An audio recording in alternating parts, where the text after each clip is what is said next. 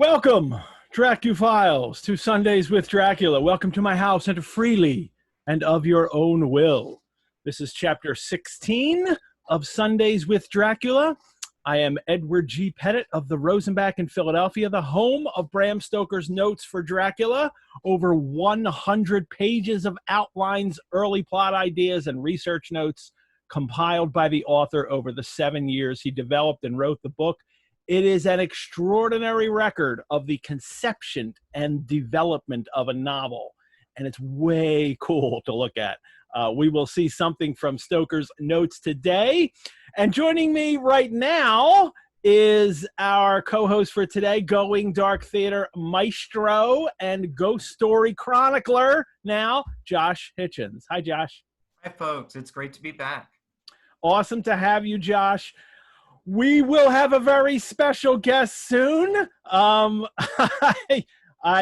run the test. He knows how to get on, all that stuff. So I'm just waiting for him to jump on. It's only 2:01, so authors are allowed to be late. They're busy writing, is what I hope is going on. So at some point, David Scal will hop on, and then I'll provide a nice big introduction for him when he is there. Josh, you have and here he is. Good. As he's connecting to audio. Hi there. Hi, David. Joining us today is a very special guest, one of the world's preeminent authorities on Bram Stoker, Dracula, and monsters in popular culture. He is the author of Hollywood Gothic, The Tangled Web of Dracula, from novel to stage to screen. He is also the author of The Monster Show, A Cultural History of Horror. And, of course, Something in the Blood, The Untold Story of Bram Stoker. His latest book, which you can pre-order right now, I think it comes out on September 1st, is... Oh, yes, a week from Tuesday, yeah. Is for Turner Classic Movies. It's called Fright Favorites, 31 Movies to Haunt Your Halloween and Beyond. Please welcome everyone, David J. Scal. Thank you for having me. Thanks for coming today, David. I mean, we're going to talk a bit about your Dracula work, the things that you've done over the years. We're going to talk about, I definitely want you to tell us about your new book, and then we will delve into chapter 16 of Dracula. Very important chapter. Okay. And you chose this, which is nice. So like I asked special guests if you have a particular chapter, and David wanted to do this one. So that's really great. Because what we do here on Sundays with Dracula is illuminate, elucidate, explicate Bram Stoker's novel about bloodsuckers in the 1890s, one chapter at a time for 27 weeks. I have co-hosts who join me each week to create a kind of conversational annotation of the entire novel. Bram Stoker's notes for Dracula are just one of the many gems of the Rosenbach's collections. You can go online. You can go to our website. You can see some of our collection guides. We have gallery gateways for exhibitions. We have other virtual programs and courses that we're creating that we're constantly putting up there, including my new a new series of the Shakespeare Read Aloud, in which a group of us all gather in Zoom meetings every 2 weeks and round robin read a Shakespeare play out loud. It's absolutely fabulous. They always completely sell out, and you are welcome to join those as well. They are absolutely free. You can also help the Rosenbach, help me create programs like this, help us create more programs, help us take care of the collections. If you go to the website, you click on the support tab, any amount helps. And I wanted to give a quick plug right now, too, for our co-hosts from last week, Mary and Amy, who have now begun their new online project, which I will share the homepage of their website. They are the Ghoul Guides, and they have this WordPress page that you can go to. It's theghoulguides.wordpress.com. They also have a YouTube channel, in which they will constantly be putting up little videos talking about Gothic works. So I'm really excited about that. And while we're at it, Going Dark Theater podcast from Josh Hitchens, because he's got a brand new one up, The Tale of the Fiddler's Bridge, which is a ghost story from Delaware, right, Josh? It is, yeah. It's a podcast episode version of one of the chapters of the book I'm writing about ghosts and legends of Delaware. And I've got some other podcast episode planned coming up. So after a couple months off, I'm getting back to that again as well, which I'm excited Excellent. Good. All righty. That's great to hear. And while we're at it, while we're sharing, here it is. Look, Fright Favorites, 31 movies Oh my gosh. on your Halloween and beyond. This is the Running Press website. And one of the nice things about this is if you go onto this website, runningpress.com for the title, you can, when you hit buy book here, you can choose like all different things. And if you click on Indie Bound, it's really nice because your zip code is in there, or you can put your zip code in. It gives you all kinds of bookstores in your area that you can go and order it. You can order it from online. So Fright Favorites, 31 movies to haunt your Halloween and beyond by David Skal. I am so looking forward to that. Great. Well, remember during the show today, if you're watching live on Zoom, you can use the chat, talk amongst yourselves. You always do. I absolutely love it. And then we have a show all about that on Monday nights, Monday Drac Chat. But if you have a question for Josh, for myself, about the chapter later when we get to it, but if you have a question for David Skal, throw it in at any point, and we'll hit those to him, especially as we start the show. David, you have been involved writing not just Dracula stuff, but monster cultural history books for a while now. And it seems like it, doesn't it? How did you get started on doing this thing? Were you a monster kid?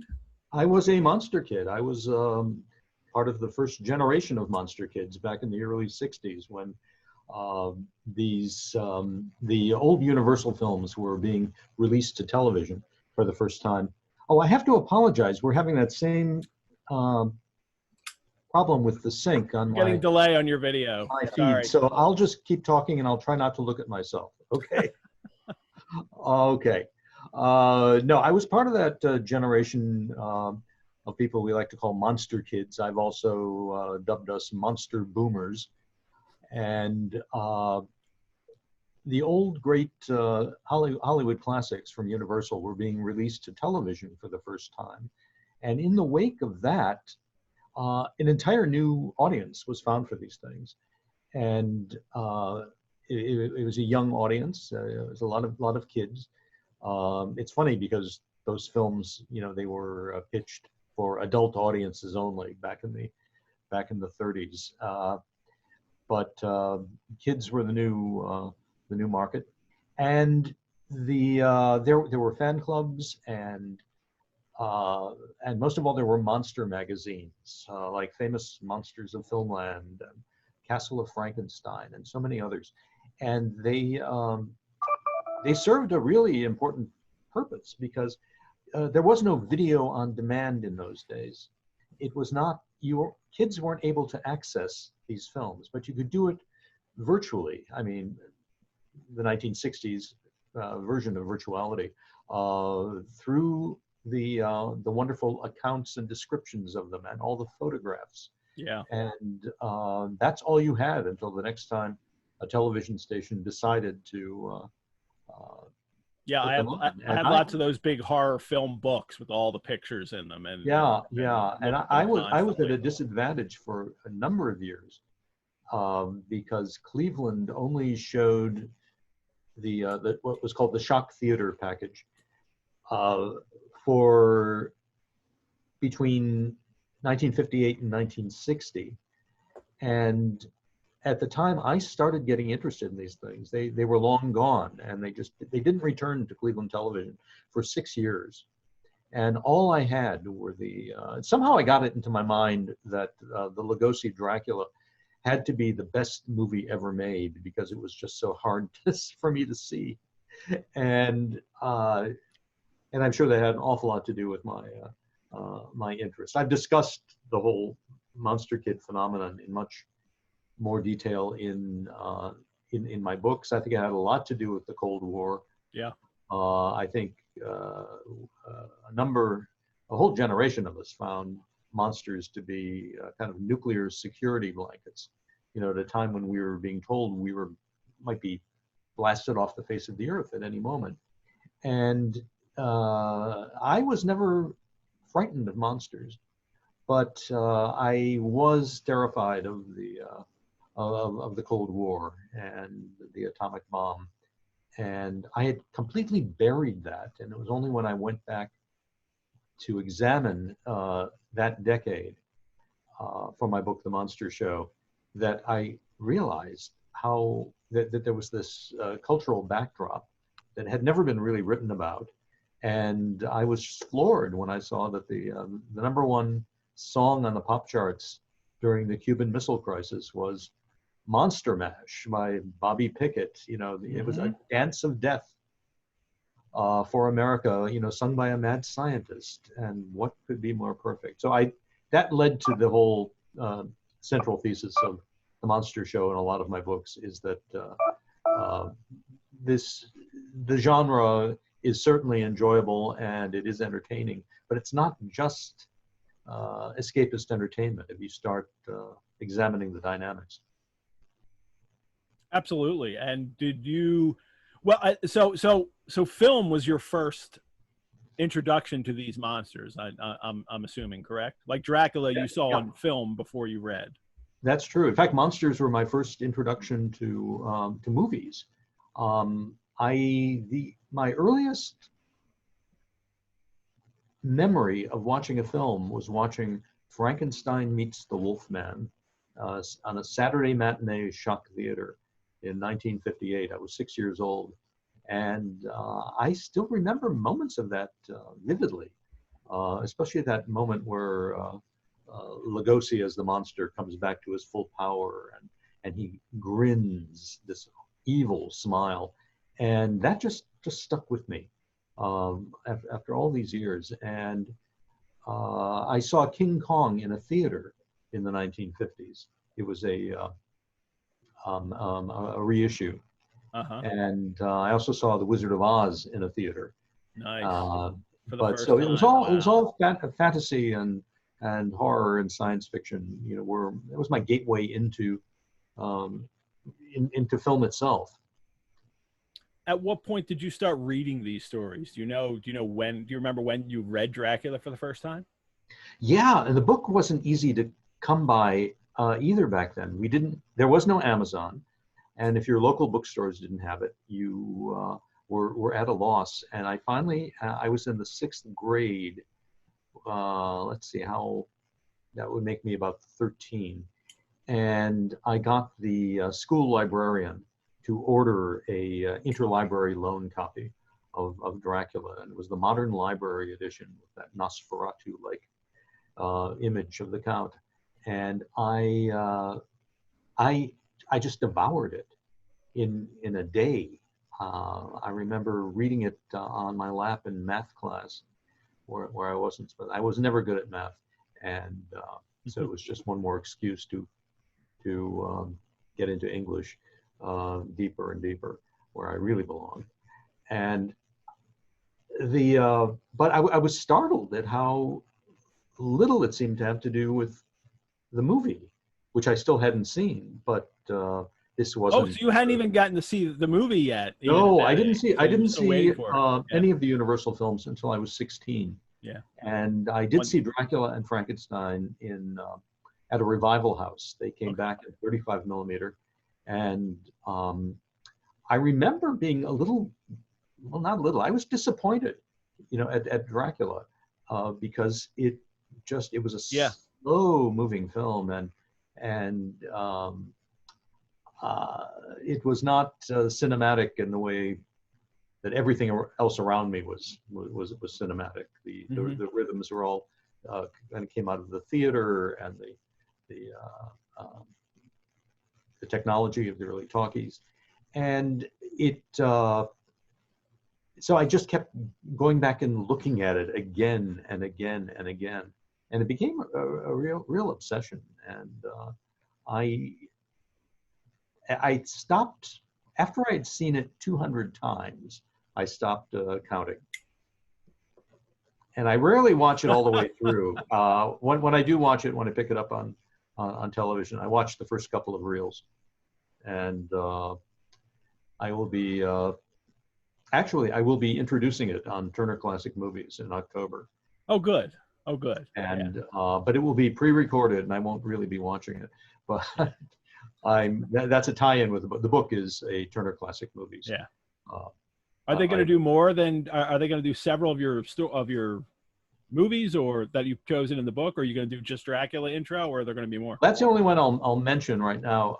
They're going to do 4. I'm going to have a whole evening to myself. Okay. Which is good. A lot of fun. So I finally I loved horror movie hosts when I was a kid, and now in my old age I'm becoming one. But there are 4. I've selected films from each of the key decades: the 30s, the 40s, the 50s, and the 60s. And ordinarily they would do 3 of these, but because of the shorter running times on a lot of these old films, they were able to schedule 4 of them. So it'll be fun. The date hasn't been announced yet, but it'll be there in the lead up to Halloween. The whole book is the lead up to Halloween. They always do great programming for October leading up to Halloween too. Oh yeah. I always like that on that channel. Josh, I don't want to hog all the questions here. Did you have anything? Did you want to ask David something? Not at the moment, but I love your work. And it's great. It's great to see you being a horror host. I've loved horror hosts my whole life as well. And it's also a dream of mine someday. So can't wait to watch it. But we're doing it in a small way now, Josh. We're just not putting the makeup on. Well, I guess 20 years ago, I had the chance to introduce some of those my documentaries for Universal, the special edition DVDs, and so I got. I wasn't introducing the films; I was introducing my own work, but I had a lot of fun with it. And although I'm amazed, I got some really nasty reviews online. For being overly hammy, and well, you know, I was raised on famous the film on Identity, and the wit and wisdom of Forrest Ackerman with all of his wordplay and his puns, and I guess I will.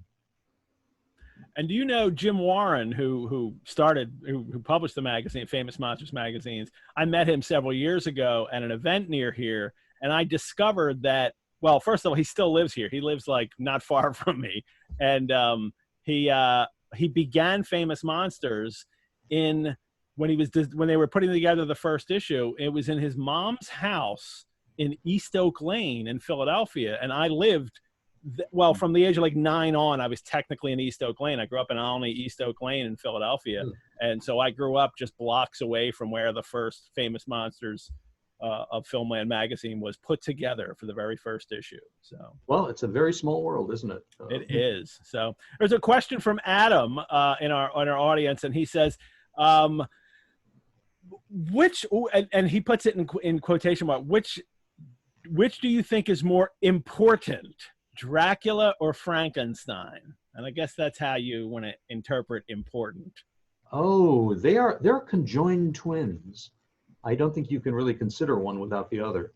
And it's funny, ever since their conception, you know, both works essentially were conceived at that haunted house party the Shelleys had with Lord Byron. The Villa Diodati, yeah. And they challenged each other to write a ghost story. And the only memorable things that came out of it were Mary Shelley's Frankenstein and Dr. Polidori's story, The Vampire, which set the template for all of the classic vampire novels of the 19th century, especially Dracula. And it was without question, you know, an influence on Stoker. Stoker didn't invent the genre, but he made effective and very creative use of a genre that had already been established. Yeah. What Stoker did, of course, as you've probably talked about already during this, but never enough. During this series, but never enough, and never from David Scowl. So go ahead. Well, it was, the vampire was a romantic creature from its inception, a romantic nobleman, an anti-hero. Some thought was patterned after Lord Byron. John Polidori was his physician and his traveling companion, and perhaps a bit more. That's also been speculated about. Oh, Byron slept with everybody. If you met Byron, he probably slept with you. So. Oh yeah, that's exactly it. But he was like a tabloid star of the. He was a tabloid celebrity of the early 1800s, and very known for his rakish ways and his. He was a lady killer in the, not in the literal sense, but he was immediately identified by the public, at least, as the template for Lord Ruthven. When you name him Riven and Byron's already been named that in another novel, it's pretty obvious that's who you're talking about. So it was a.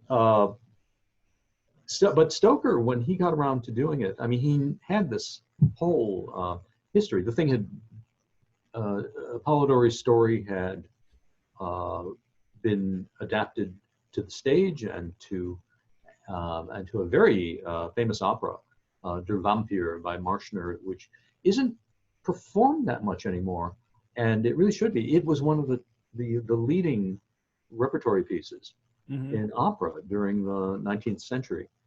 And so this idea of the predatory, aristocratic anti-hero, that type of vampire, was fully drawn for Stoker, and he turned his back on it completely. And his Dracula is a nobleman, but he's not attractive. He doesn't seduce anybody. His idea of a social call is, jumping through your window in the form of a wolf and leaving glass all over the floor. Well, that was Berserker. So, that's one conundrum I still have with that. Why did he need the wolf? Well, we talked about this, and did. That was the last time I was here. Was that last time you were here? What did we come up with, Josh? Was it the garlic? I think because all the garlic was wreathed around the window. I think he was using Berserker to kind of break through that barrier and to get that off of the window, which is the closest I can come up with. Yeah, it's not. Stoker isn't specific about it. He doesn't. Several times in the book, he leaves us figure it out. Like he won't explain why he did something, and then really the audience has to figure out, or the readers have to figure out, why did this actually, like that he's in the suicide's grave. It's never spoken in the book that he was actually in that suicide's grave in Whitby, but all the clues seem to lead up to that must have been where he was staying. So. Yeah, Stoker, he does something very canny throughout the book. I'm also the co-editor of the Norton critical edition of Dracula, which is coming out in May. Which is the one that has all my notes in it. And that's the original right? one. This is the third edition of the first. I like this cover a lot, but it's going to have a new cover. It's a new edition that I co-edited with John Edgar Browning, a great Dracula scholar who replaced Nina Auerbach, the late Nina Auerbach, as my partner. She was well known in Philadelphia. She taught taught at Penn. Yeah. She lived a few blocks from the Rosenbach Library, actually, on Rittenhouse Square, and her loss will long be felt. She even taught a vampire lit class at the Rosenbach many years ago, long before I'm not I was surprised. there. We spoke together there once. Yeah. I think when the first edition came out. Yeah. But so she provided a really interesting template, to work with, and we've revised her notes, replaced a number of them. Some of them were just simply out of date, and assembled a completely new set of critical essays. Good. I think for the first time, it's the anthology of not only the annotated text, but it's all of the essays I would have liked to have had in one place when I first discovered the book, because the book lends itself to such a variety of interpretations, and they're never really covered. the psychosexual aspects of dominated most recent criticism, and we've certainly got a lot of psychosex in this edition, including one essay by Andrea Dworkin from her notorious book Intercourse, in which she dissects the novel. She really draws and quarters it, but it's a very important essay, and it was considered too raw at the time of the first edition. Both Nina and I wanted to include it, but it's here now, and Good. I'm sure we will quote from it, or I will at least, during the when did you discussion. I love in Hollywood Gothic about the novel and how it moved to stage and screen. Your very first chapter, you begin at the Rosenbach, and you're talking about the notes and how the notes came into how Stoker developed the novel and the notes, and was it with this book that you first started seriously researching Dracula, or had you already been in that process before then? When did this come out first? 93?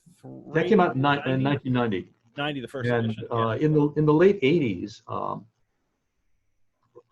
with W.W. Norton, I had approached Universal Studios about doing a large-scale book on the film Dracula, not just its famous Bela Lugosi version, but the simultaneously produced Spanish version, which hardly anybody had seen. I was one of the few people to get a look at the uncut print at the Cinemateca de Cuba in Havana. Wow! And it was. Wait, you were in Cuba, and you were in Cuba in the 70s or the 80s watching. In the 80s, yes. You were in Cuba in the 80s watching the Spanish language. I love that.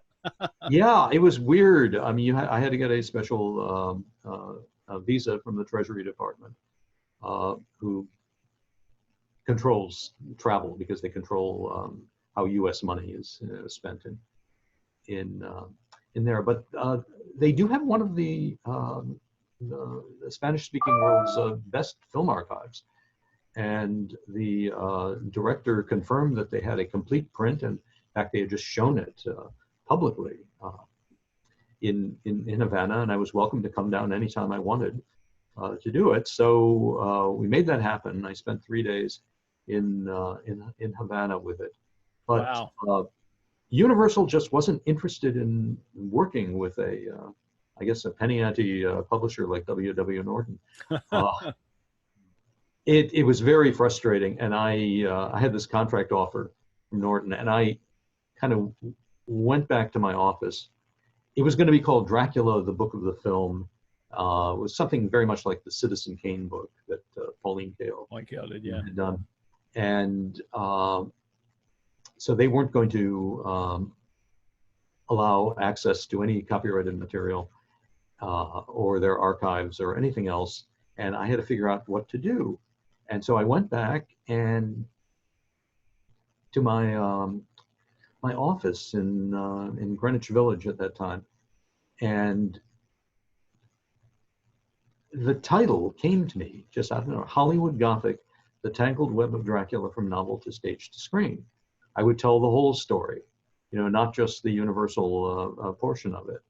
And yes, that was great. And I had discovered that the British Library had all of the correspondence between Florence Stoker and the British Society of Authors during the time she was waging a legal battle over Nosferatu, which was a complete plagiarism of the book in the 20s. And it was just fascinating. This thing was a soap opera.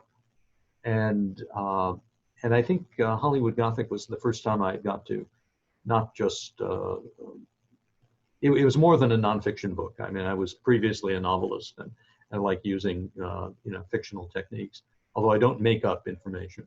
If I say the day was overcast, back in 1927, it was because I actually went back and looked at the weather reports. So I'm very scrupulous about that kind of thing. And so we went ahead with Hollywood Gothic, and I didn't use a single internal document from Universal. I had found I had found the playwrights' agent files and the other side of the negotiations for the stage play and the film.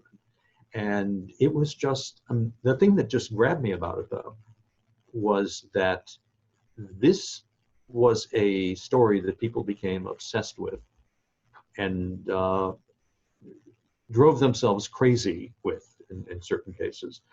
And trying to control it, trying to make money from it, trying to bend Dracula to their will, and it just didn't work. It never works, and you should be careful. I've certainly skirted to the edge of the abyss myself with this. You need to understand that Dracula might want to spend time with you or allow some some access, but he's not a reliable partner in the long term. And people like Horace Liveright, the flamboyant publisher and producer of the 1920s, discovered that. Bela Lugosi discovered that.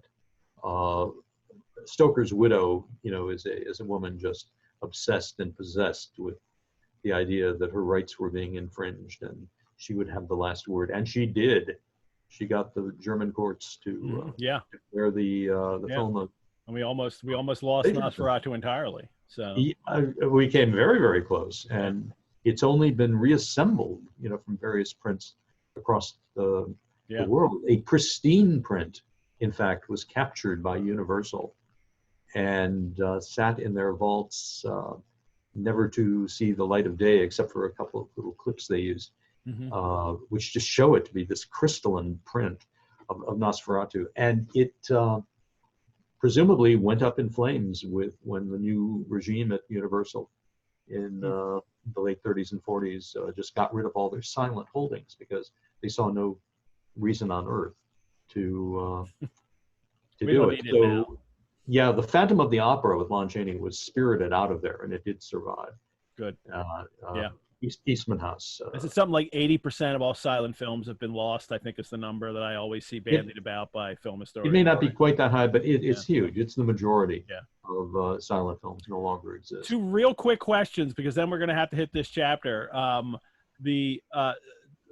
the tooth pickings site, I've just recently started following this on Facebook, and I think there's a blog. It's a vampire site, but asks, is it true that Bela Lugosi was sent by Universal to plead with Florence for the film rights? Is there any truth to that? No, he did that on his own.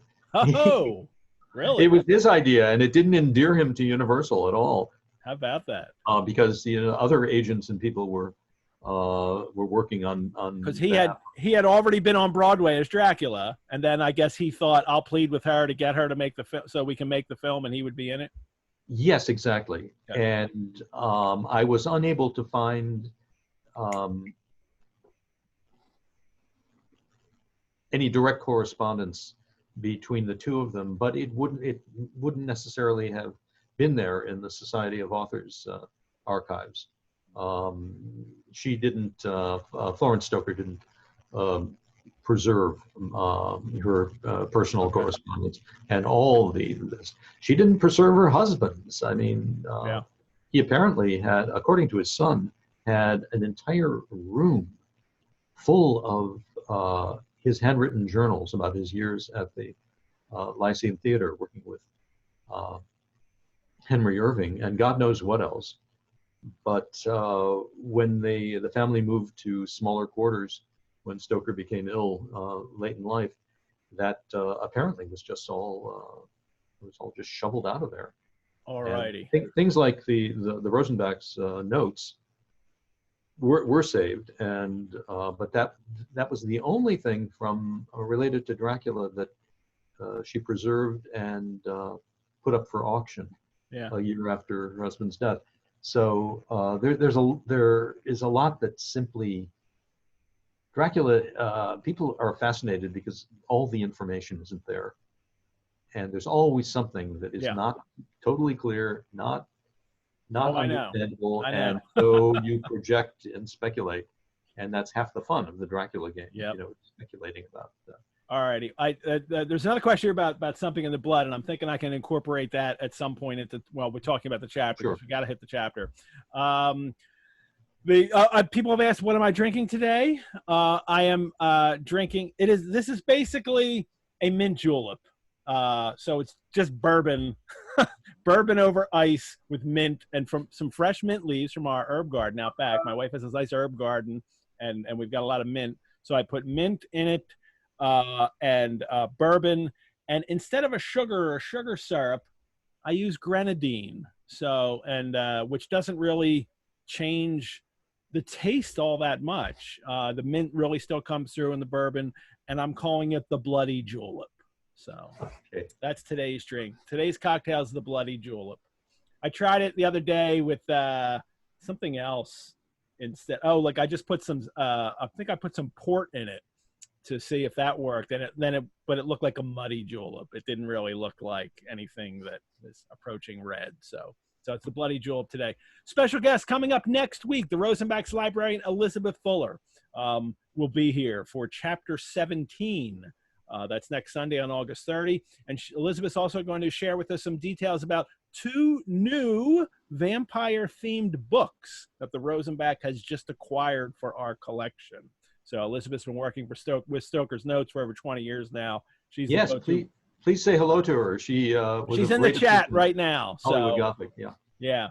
And next month, Kim Newman will be here, author of Anno Dracula, on the show on September 27th for chapter 21. That's the chapter where his Anno Dracula diverges from Stoker's book. So he'll be here for that chapter. But for now, let's talk about chapter 16, because there's so many cool things to hit in this chapter.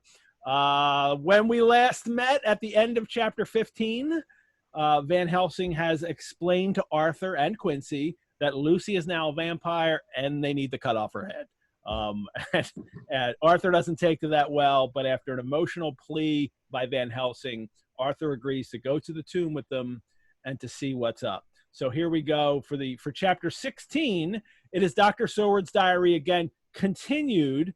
And the continued date, the dates sometimes get really convoluted, but the date of this, it's dated in his diary as September 29. And he's describing events in this part here and in the last chapter. He's describing what took place the day before on September 28th. Now, this is important, actually, to keep these 2 dates in mind right now, because the events in the first part of this chapter are roughly around midnight as it becomes September 28th, and then they go home, and then they return again around midnight as it becomes September 29. So most of this diary is September 28th, and that is important because September 28th was the day that Lucy and Arthur were supposed to be married. So this is their kind of, instead of a wedding, instead of meeting her at the altar for the wedding, Arthur is going to her tomb and meeting her, corpse, so to speak. And in the notes, and for something that usually doesn't happen, but I'm going to share some notes, some Stoker's notes early on today. Usually this is like packed in towards the end. But this is the page that is, I'll enlarge it here. This is a date book that Stoker had, and we've seen a page in this before, and it was for 1890 something. So you could fill in whatever you want. So and then the days of the week here, then you would fill in the dates. And he used this to keep track of the convoluted plot, especially early on in the novel when we're going back and forth between accounts from different characters, and sometimes they overlap. So it's necessary for him to keep track of.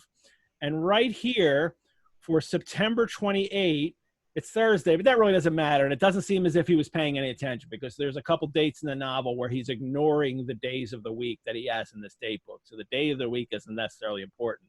But on September 28th, he has this here, and it says, the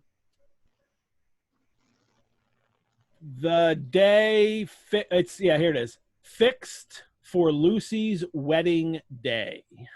So, and then next to that is Lucy returns to tomb. Yeah, Lucy returns to tomb. Night, Lucy returns to tomb. So this is the day fixed for her wedding. And then the 29th, and this will become important later, Lucy's head cut off. I love that that's how he describes it in his notes. Lucy's head cut off was September 29th. But there's a couple other interesting things in here too, because he, and we've talked about this, is in the earlier dates, he's got about the crucifix being stolen after Lucy dies, which is very interesting. Right here it is. Crucifix stolen right there. So he saw that as some kind of little plot point that perhaps would be significant. It winds up not being significant. Van Helsing mentions that, oh, you know, we've been foiled now because the crucifix was so, but we don't know why. It kind of doesn't seem to make sense. And I love how at one point in the notes here, we have Renfield referred to, but it is just Flyman. That's on the 20th. Where is that? Flyman. It's just, I know, and yes, that's actually says Flyman. That's his handwriting. Flyman attacks. Is it Doctor? I can't even read it. Carriers. That's when he attacks the carriers who were taking the, you know, carts of Earth away. And maybe Dracula was in one of them, actually. Flyman attacks carriers. So I love seeing that Renfield being referred to as simply Flyman, which he is, you know, several times in the notes. Edward, wasn't the stolen crucifix explained? It was one of the servants. Well, yes. Well, one of the servants stole it, and they caught her. And then Van Helsing upbraided her. And... Yeah, but he says to Seward, like, "Oh, so our plans have to, you know, change now because the crucifix has been stolen." And we don't. Right, yeah, that didn't. The nearest I can figure is that Van Helsing thought perhaps Dracula had to return one more time to turn her or something, because she's literally dead, and they know that he knows that she's dead.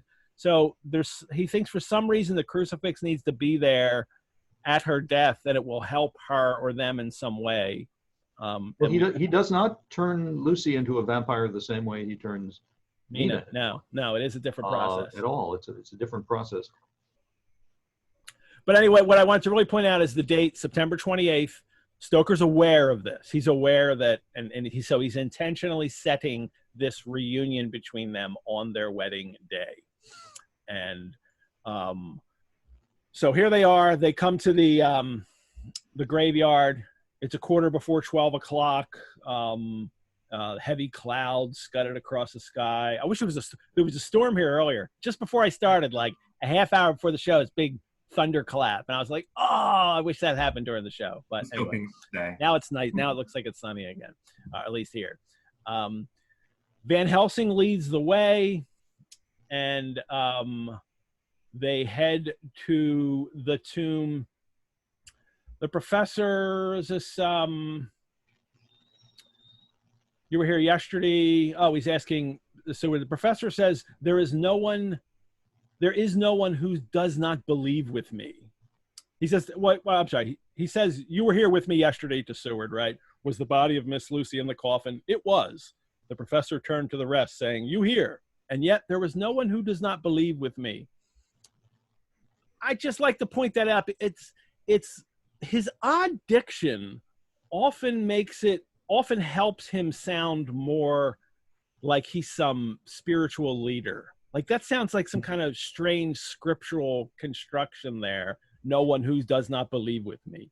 And it's belief. And clearly we've been going through this, Dave, at the last few chapters too, how Van Helsing. No, very, very often Van Helsing's dialect, and as it's transcribed by Stoker, takes on Old Testament cadences. Mm-hmm. So another little note for that there. And then they come to the coffin. It is empty. The coffin was empty! ! And then Quincy Morris. We get a little Quincy in here. Everybody loves Quincy. Your word is all I want. Like that's all that's important here. And for me, another reminder of we're in this male Victorian world, and the most important thing for these guys is honor. It's like the Arthurian chivalric code running rampant in the Victorian age. And it's not the law, because they're all breaking the law and they know that. It's about honor. And if Van Helsing gives his word that he didn't touch the body, then that's good enough for Quincy. I think that's a very American thing too for Quincy. It's like, give me your word, sir. You know, I think it's that sort of class difference. Should have spit in his hand and then shaken on it. And we find out that, well, because she's not there, why isn't she there? Van Helsing had sealed the tomb the day before and then unsealed it so she could leave. So there's some ethical considerations here, okay? Van Helsing has to prove to these guys that she is a vampire. Or he thinks he has to prove to them, because he thinks Arthur needs to be the one to destroy her. He could have just destroyed her the day before. They had her in the tomb. He could have just destroyed her. But he wants Arthur to do it. He thinks it's important for Arthur. So he has to let her out. He has to demonstrate the whole thing. She's not there. And then she comes back and they see her. So Arthur will believe. But he does that at the risk of Lucy going out and preying upon more children. And this is Dave, we talked about this before, like with the way Dr. Seward practices medicine on his patients, how he kind of eggs on their insanity, as well with Renfield, so he can learn more about it. And he's learned it may be a way that it's a sacrifice that has to be made in the larger interest of herd immunity from vampires. Excuse me for the joke, but for him in here, it's so problematic to me, because it's really just for Arthur's benefit. That's the only reason to take any risks here, because I want Arthur to know what's going on, so Arthur can deal the final blow, which we will see later, which is awful. And then here she comes, right? She coming through the trees. Something white came through the trees.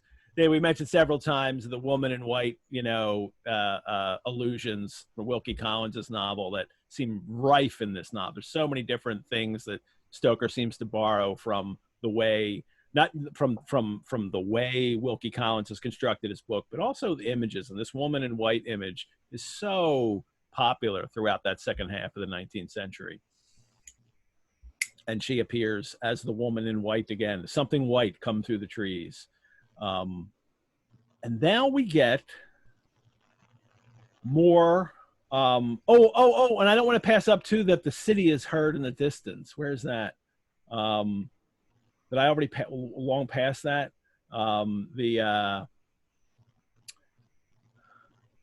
They're waiting out there and they can hear the city. Oh, that's a little bit after this, and to hear far away the muffled roar that marks the life of a great city. And they're kind of just out there on the outskirts of London, but it's still connected, and I think that's an important reminder for especially his original audience, that this is in our world. We're not out in some no man's land here like we were originally in Transylvania. That this is close to our home. We're so close you can hear the city of London from where we are. And we get those reminders throughout. We get each man's demeanor here, he tells them too, at sundown the undead can move. And then he tells them about the garlic on the door and how he unsealed it because they can't bear that. So, but another weird rule about vampires that we're not quite followed up on. David, you've looked at this closely. We get this a lot. Stoker coming up with rules on the spot, it seems, and then they don't quite all come together. Yeah, I think that has to do with he clearly, we know that he read any number of folkloric sources. I mean, not simply Emily Gerard, but other European folktales about vampires. And there are so many different ways to repel a vampire, to control a vampire, to destroy a vampire, that they can't all occupy the same space. Yeah. And he's rather arbitrary in the things he chooses. He doesn't choose the vulnerability to sunlight, though. Yeah. That the 20th century even though right here he says at sundown they can move, and we know that they can move before sundown. But they're moving because they can skulk around in the shadows. Yeah. The better to sneak up on you. Well, Dracula's out in the street following a woman, so. Yeah, his we're supposed to think that his powers are somewhat diminished by the sun, but not. He's that is not, definitely mentioned. Yeah. Fatally vulnerable to its effects. That was Nosferatu, but otherwise, the crucifix, the garlic, the wolfbane, the sleeping in the coffin, it all Stoker standardized these things, and they've been extremely influential. Although a lot of modern novelists have gone back to other folkloric traditions and found other interesting aspects. I mean, the idea that the vampire is kind of an obsessive compulsive, and if you gave him some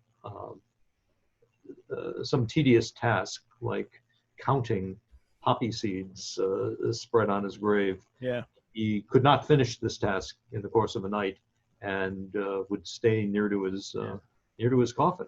Vampire has obsessive compulsive disorder, so. And there are just so many things like that. It goes beyond European folklore. Every society seems to have some variation on the myth of the hungry dead who return to prey upon the living, if not the blood or the flesh, the emotions or the soul. And the living dead in Asian traditions are associated with the color white, not black.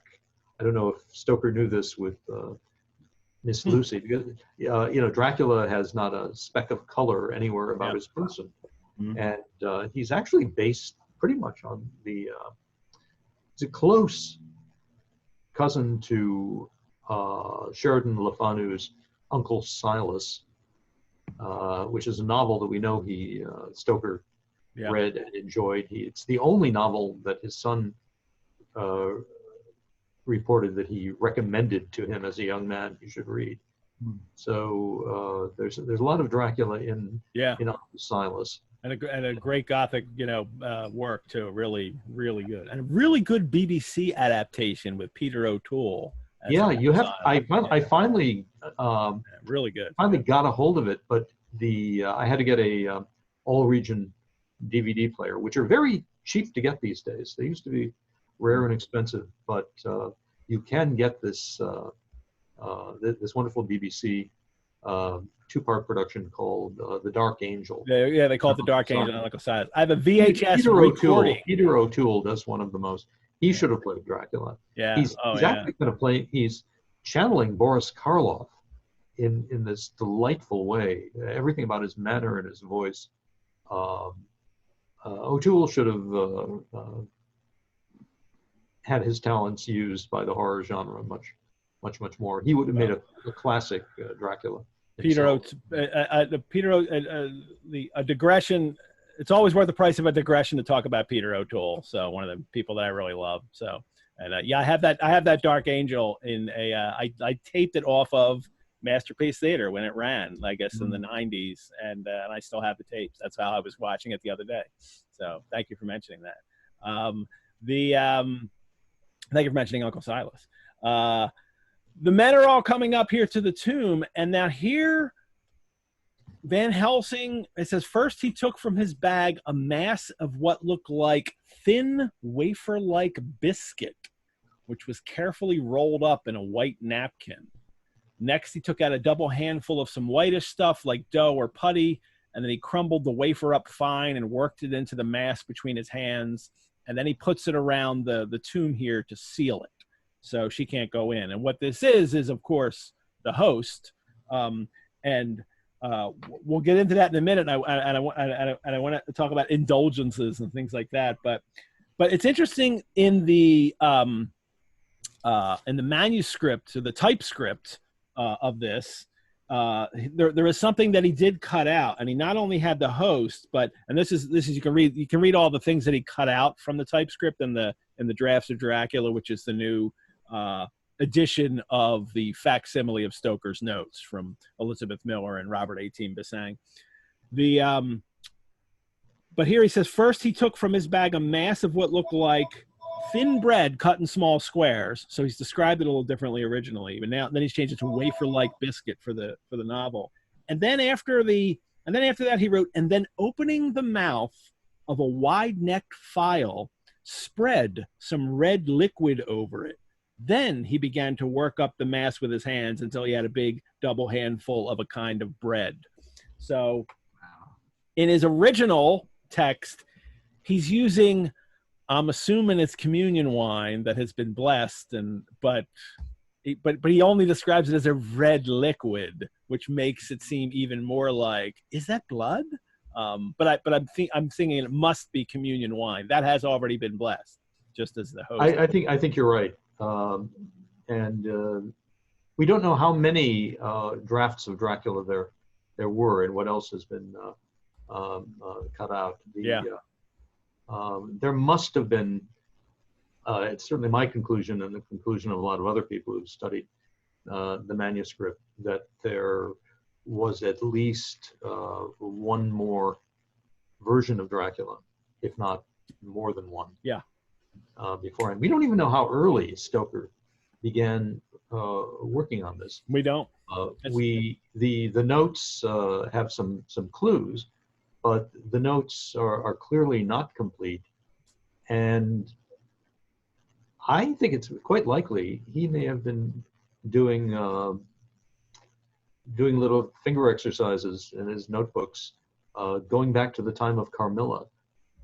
This could have had its genesis in that early. When I at least think for manuscripts for the novel, it just seems so likely that there were earlier manuscripts before that typescript, because obviously it was typed up, but even before, like, I can imagine there was a manuscript draft that included the blood room at one point, that he talks about several times. There was probably a manuscript draft that talks about that sortes Virgilianae that he winds up cutting from the final text. So we don't have any idea what kind of marked up manuscript the typist used. Stoker seems to have used a very well-known typist. She was a niece of Charles Dickens, and she ran Miss Dickens typewriting. I didn't know that. Yes, which was just up just a block or so away from the Lyceum. Yeah, which tells me Stoker used it. Miss E. Tigar, Tigar, 23. It even has her name her age at the end of the typescript. Maitland Park Villas, Haverstock Hill, Northwest. So it's fascinating. I may be mistaken about that. Stoker knew the Dickens family very well. Oscar Wilde used Miss Dickens' typewriting service, but that may be something I have to change in my. Well, that's what they have in the drafts of Dracula. That is at the end of the typescript. So, which Robert sent me, and I've got it. But he gave the typist some kind of manuscript. It was probably a handwritten thing. It was probably a cut and paste. It was probably heavily edited itself. that is the manuscript we want to see. And it would reveal much. But fascinating. No, really, totally. Somebody just asked, is that her age or is that her address? Maybe it is her address, but it's weird because the way it's and I know they're taking some attempt to transcribe exactly, because it's Miss E. Tiger or Tagar, comma 23, comma Maitland Park Villas, comma. So I don't know if that is supposed to be the address or her age. It would be odd to have her age, right? It would be her address, I think. It must be her address. I'm disappointed that Miss Dickens may not have done it. She was right there on Wellington Street, so handy to. Maybe he used her for other things, or to type up other manuscripts or something like that of his. I don't know. So, we haven't seen the typescript. Not many of his manuscripts have. He wrote mostly in longhand and seems to have submitted manuscripts to publishers. Lair of the White Worm, for instance, was a completely handwritten manuscript. And does that manuscript exist? Yes, it's there at New York University, and I was just so surprised that I was apparently the first Dracula scholar to go in and take a look at it. Real for Lair of the White Worm? Really? Yeah, they've had it since the 1960s, and they were happy to help me out with it on very short notice. I found out about it, and it was a revelation because so much of the commentary about Lair of the White Worm has revolved around the idea that his mind was just disordered, possibly by syphilis, and that he had all kinds of motor problems, and this was a neat, organized manuscript. There was no hesitation. It was very cleanly organized. He did a certain amount of work every day. It was all dated, and it's a first draft, and it seems it's very, very close to the printed book, but it's not what you would expect the handwriting of a raving madman to look like. Yeah.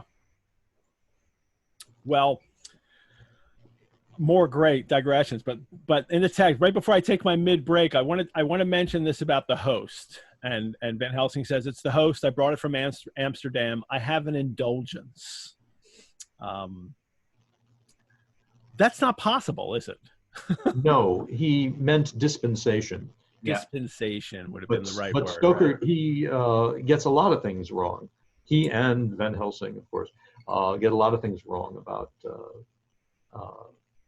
Catholic.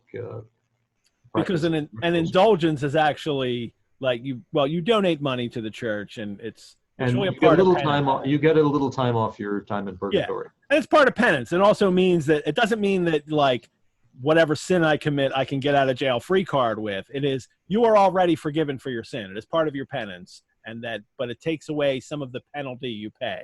That's right.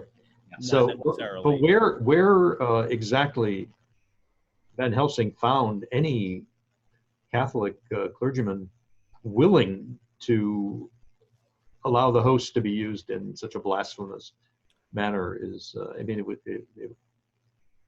that's another novel in itself. Yeah, it has to be from a priest who believes in vampires, and he knows that he's doing this work and willing to break the rules in order to help defeat vampires. There's a whole somebody wants to write another alternate Dracula novel. We love Van Helsing's backstory. And the secret Catholic, perhaps Sister Agatha from the new BBC version. Yes. All righty. I'm going to take a little, just going to pause a moment for our mid-break to let you guys know that you can join the Dracula Club. As many of you have already, for just $30, receive the full benefits of Rosenbach membership for an entire year. You will get exclusive member access to new programs like Monday Drac Chat.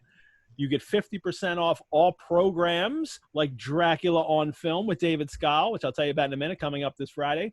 And you can get 10% off any Rosenbach reading courses, including 10% off the sessions for Read the Blood of Dracula, which I'm continuing right now. Our next session is on vampire folklore sometime in September. There's only a couple slots left in that, so if you're interested, let me know. And you also get, by joining the Dracula Club, the undying satisfaction of helping support the home of Stoker's Notes for Dracula.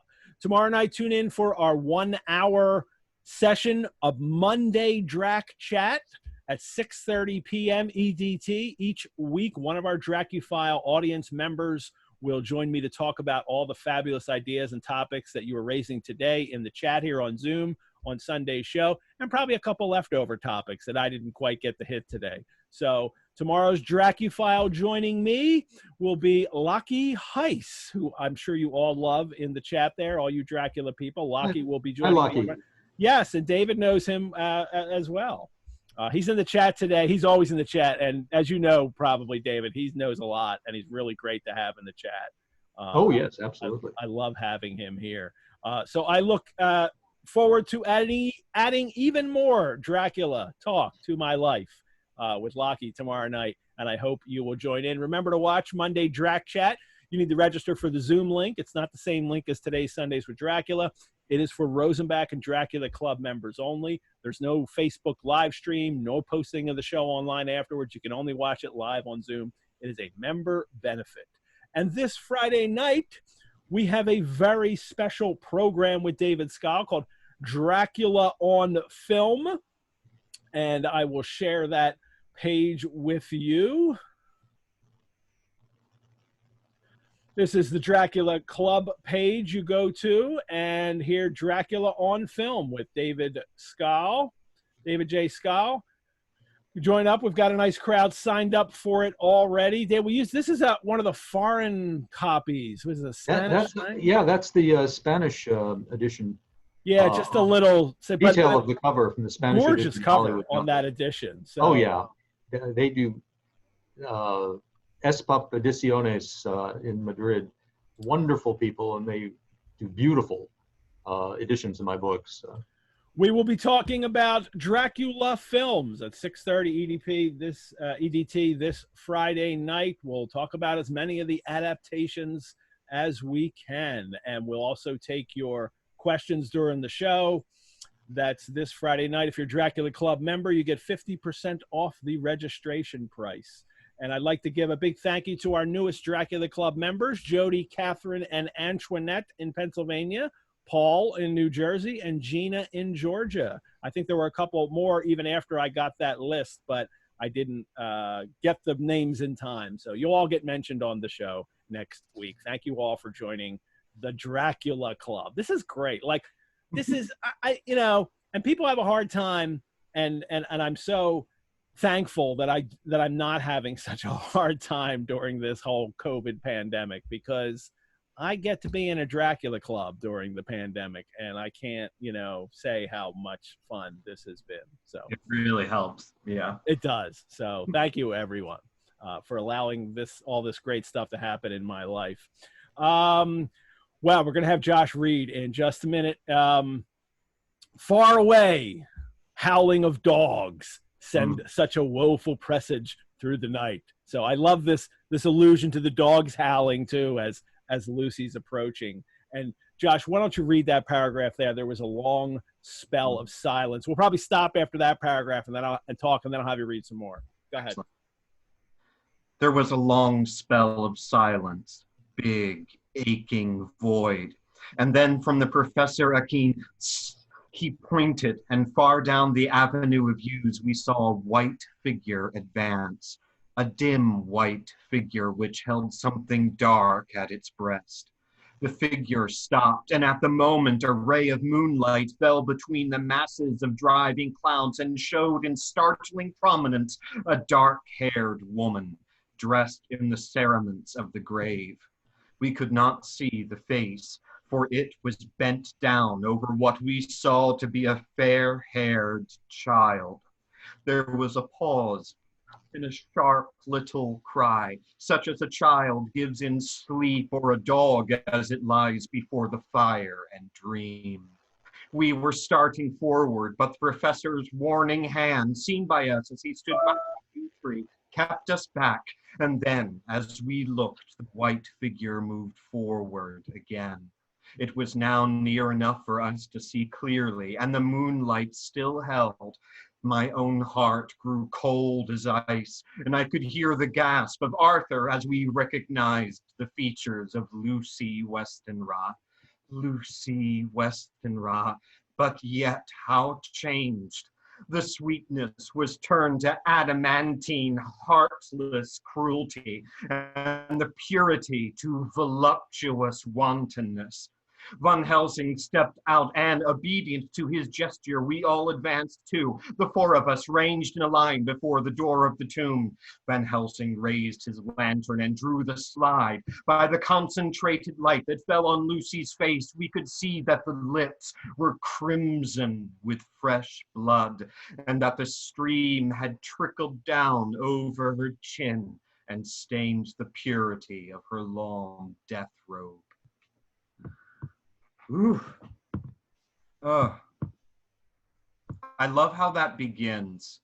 The long spell of silence, big aching void. Yeah. Like, such a powerful way to describe where these men are at this moment in time. I love that. Absolutely. David, Josh does a great one-man Dracula that I've seen a few times. He's done it at the Rosenbach too. I'd love to see it. That's really spectacular. So there you go, Josh. You need to go out into the left coast and start doing it. So yeah. Yes, I love that big aching void line there. That this is what they're in. And also, again, we have another hiss from Van Helsing, who seems to make this. David, I've described in the past how Van Helsing constantly makes animal-like noises, and that's one of the kind of things that kind of parallel him with the Count, that they're both kind of bestial characters in a way. One's obviously good, one's obviously working for evil, but there's all these little notes that Van Helsing seems to be linked with the Count in some way, and their characterization. A lot of the characters are. They mirror each other. They parallel each other. I don't know how much of this is conscious on Stoker's part. Yeah. I think a lot of it isn't. I mean, because he may be just writing about one character, which is his own mind, and but it's fascinating how these parallelisms and we were talking last time how one of our members pointed this out. I think it was Lee, and he said that Stoker thinks he's Van Helsing, but he's really Mina and doesn't know it. So Mina being the person who takes care of all the schedules, organizes. This is the life that he's doing for Irving at the Lyceum, and but so that's who he is. But he thinks he's Van Helsing. Again, it's a white figure, and I love this image too, a dim white figure which held something dark at its breast. This very, and then we find out it's a child, and then she puts her head down and she bites it, and it's looking at it, it seems like a very maternal thing, but it's the perversion of the maternal, which is like horrific. Sorry, go ahead. No, talk. I loved how last week, I think it was Mary Going especially, talked about Lucy as a Lilith figure and Mina as an Eve figure. And I think that's such an interesting and important reading to have, that you see these two sides and these two sides within Lucy here, that what these men regard as this pure thing, like now that she's a vampire, it's that word voluptuous again that we got so much earlier with the weird and the Lilith thing that Mary mentioned of like preying on children is here. So I think that's all such an interesting brew in this moment. Well, one of my descriptions for this chapter last week was, well, we'll learn how many times an author can use the word voluptuous in one chapter. So, there was the first one, voluptuous wanton, but and it's not just voluptuousness now; it's voluptuous wantonness. So he's really ratcheting up the image here of how these men see Lucy, and what's with her hair, Right? It was previously sunny ripples, I think is how he describes it. And when she's being treated, when she's ill in bed and her hair is on the pillow in sunny ripples, does that mean blonde? And now she's a dark-haired woman. Where do you fall on this, Dave? Do you think her hair is undergoing a change? Yeah, it passes almost subliminally. Most readers don't catch that. And I'm wondering if it is something Stoker made more of in earlier drafts, or meant to take out and didn't take it out completely. Or could it be even subliminal on his part? Like when he's describing Lucy now in this wanton stage, that's just how he sees her in his mind. You know what I mean? That like now she's dark-haired because that is more akin to the dark hair is more akin to how he would view a wanton woman. Yeah, I mean it's the whole the stereotypical association of black with evil and light with good.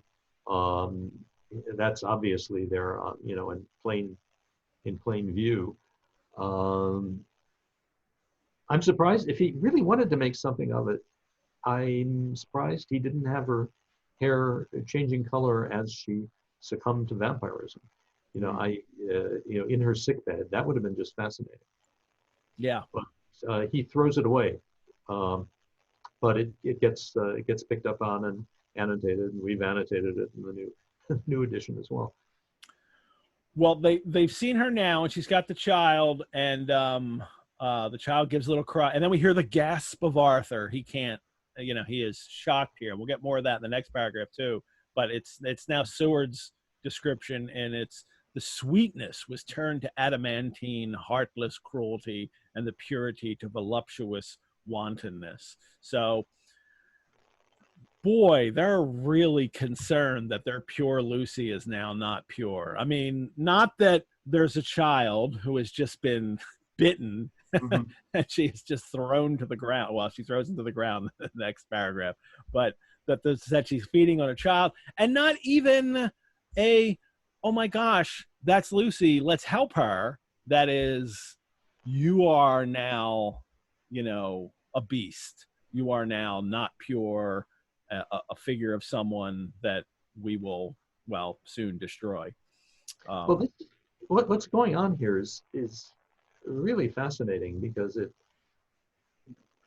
crystallizes and it makes makes the point very sharply what's going on throughout the book. And this is about men banding together, reassuring each other about their masculinity, clinging to each other, often falling into hysterics and weeping. I can't think of another Victorian novel where so many men cry. Yeah, and and they're terrified of women's sexuality, and they're exercising it, and they're clinging together without in this all-male knot, without thinking about the implications of men joining together and excluding the idea of sex with women. I, of course, make a big point of this in Something in the Blood about the kind of pansexuality of Stoker and all of the fascinating. Make that point now.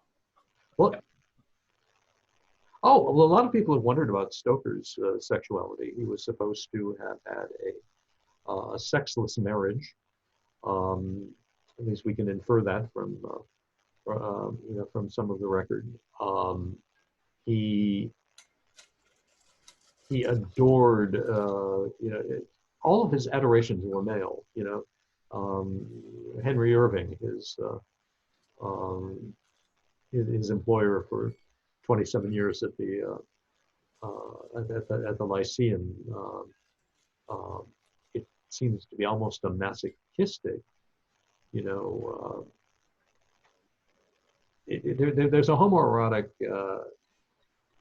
story being told in Stoker's life and in his books, and he deals with conundrums of gender and sexual identity, and a number of his other books, notably The Man, about a woman raised as a man, named Stephen as a man. Very very far. But we have to remember that, there was no language to talk about homosexuality when Stoker wrote this book. Mm-hmm. In Europe, the very beginnings of the modern gay liberation movement was starting in places like Berlin, but it was fairly an underground thing. Freud only coined the word psychoanalysis in 1897, I believe, the same year as Dracula. But we know that we don't know a lot, about Stoker, which made the biography a very daunting task, because I was having to do a lot of informed speculation and make a case for it. Do you find that this kind of, his uncertainty about his own sexuality plays itself out in this, I don't know, misogyny? I mean, I don't see any other way to describe it in the way they treat Lucy and the way they behave towards women frequently in this. Is that? Well, it's the reason I chose Andrea Dworkin to round out the essays in the new book, and I feel compelled just to read a few passages from the book, the chapter called Virginity. This is Andrea Dworkin? Andrea Dworkin. And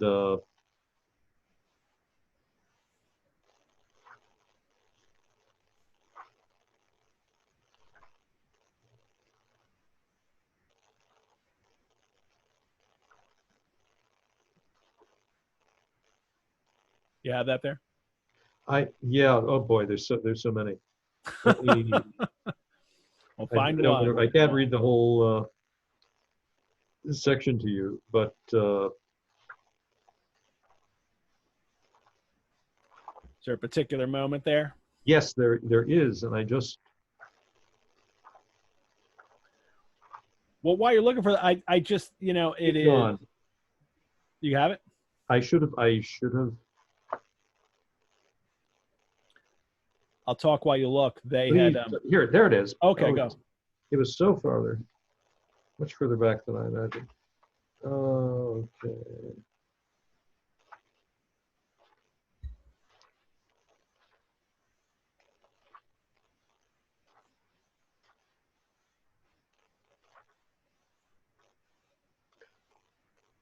Here's the last section where she's gone on at some length about the destruction of Lucy being a sexual exorcism, kind of a gang rape, so the men can not to conquer the woman but to get rid of her.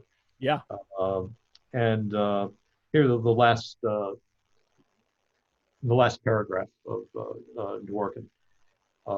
In Dracula, vampirism is, to be pedestrian in the extreme, a metaphor for intercourse, the great appetite for using and being used, the annihilation of orgasm, the submission of the female to the great hunter, the driving obsessiveness of lust, which destroys both internal peace and any moral constraint, the commonplace victimization of the one taken, the great craving, never sated and cruelly impersonal.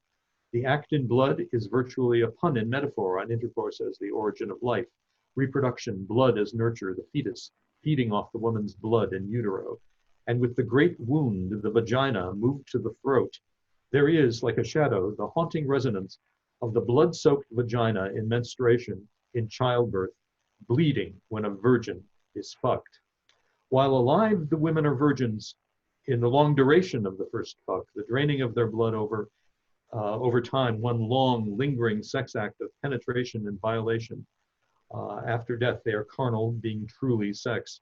The women are transformed into predators, great foul parasites, and short of that, they have not felt or known lust or had sex, had been touched in any way that transforms being. They have not been fucked.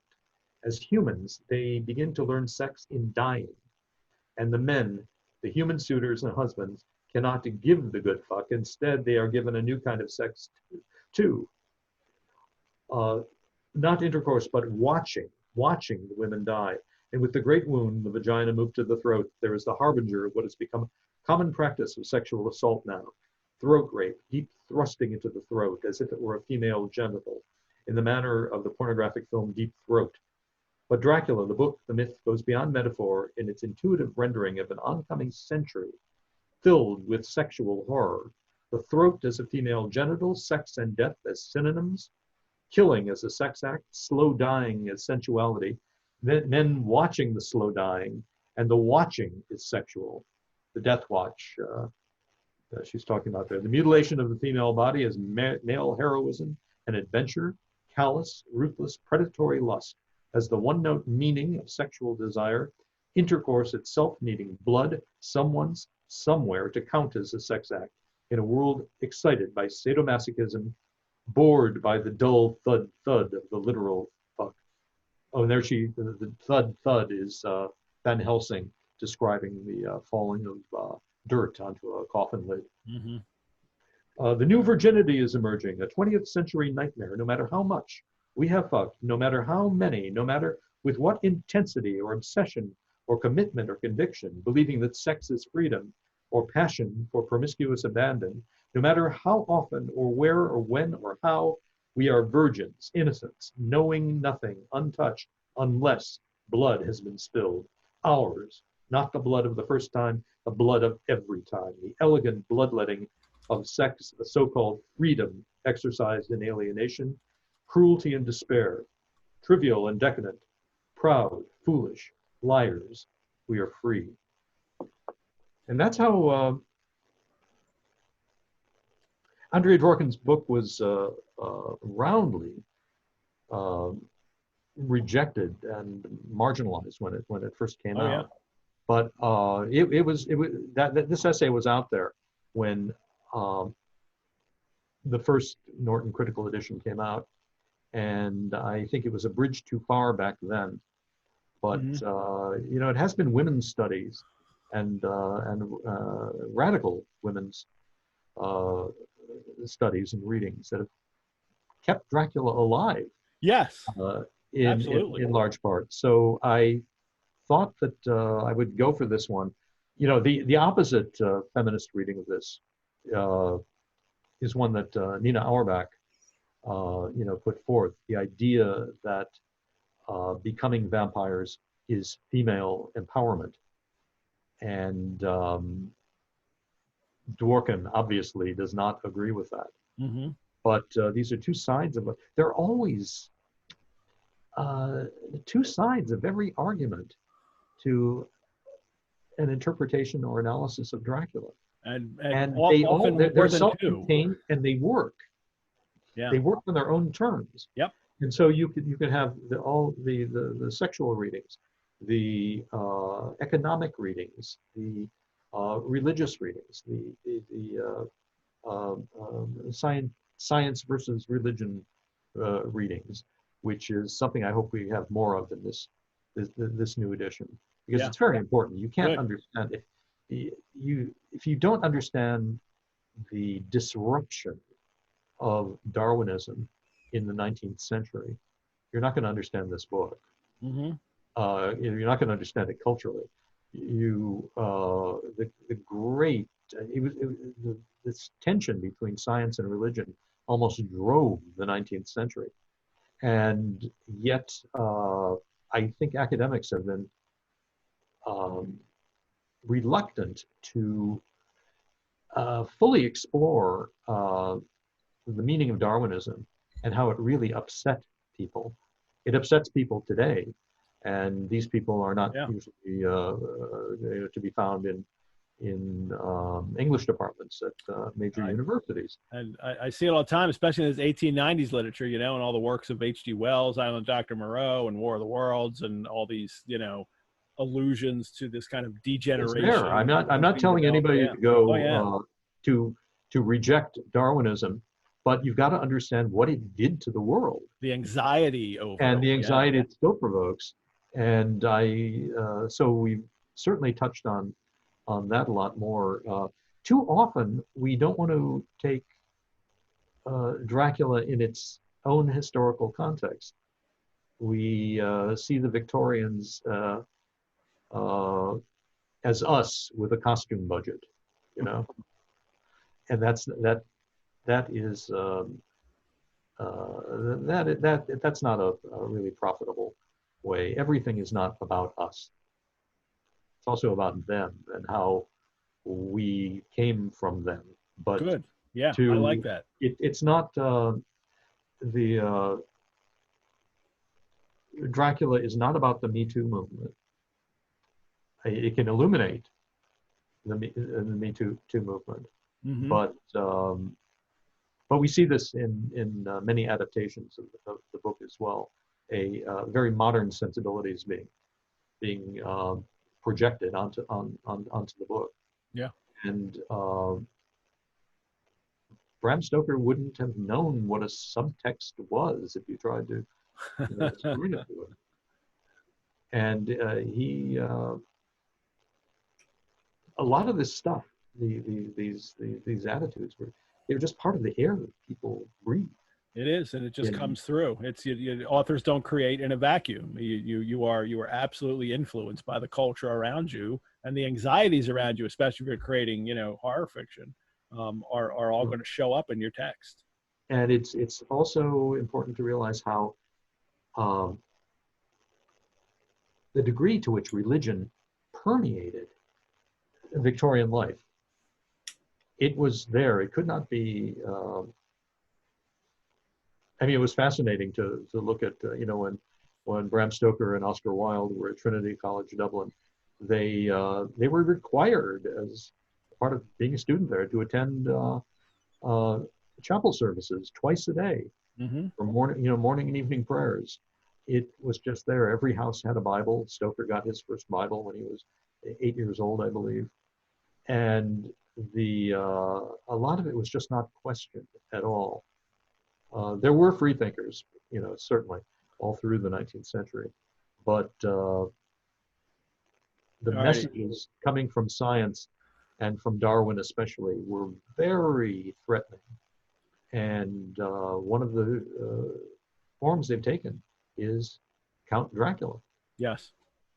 One of my jobs is to control digressions, and we need to I need to get back to the chapter. But all this stuff is like, and hopefully one of the things that we accomplish doing this chapter a week is you're never going to read Dracula the same again. And that Andrea Dworkin quotes there from paragraph from her essay, that's really going to play up. Think of that as we get towards the end of this chapter too, especially everybody, when we hit, the end of it, the staking of Lucy. I think that really comes in.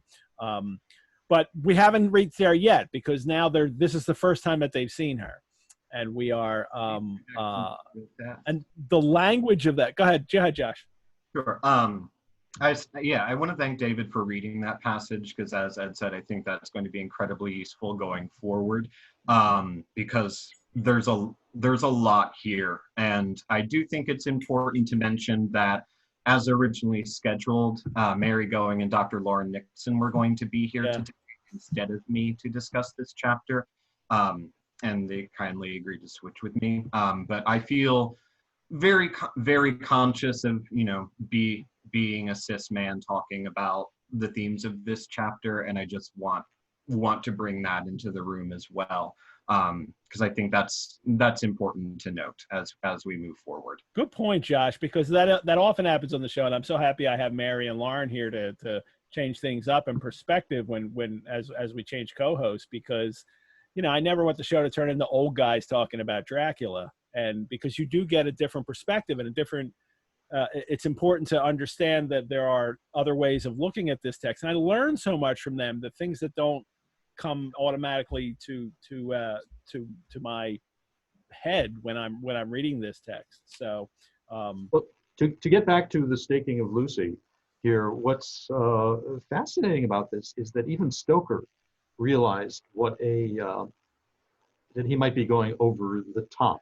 Can I hit that way? Can I hit that at the end when we hit the Sure, staking? let's do it. Because I want to lead up to there first, because we still have a few things to get to there first. But because now they've seen her again, and Seward's language here, I think it's important to note, because the turnaround in his thinking is like he's so vehemently anti, you know, this what was Lucy now. Because I'm not going to say it's Lucy, because he doesn't believe it's Lucy.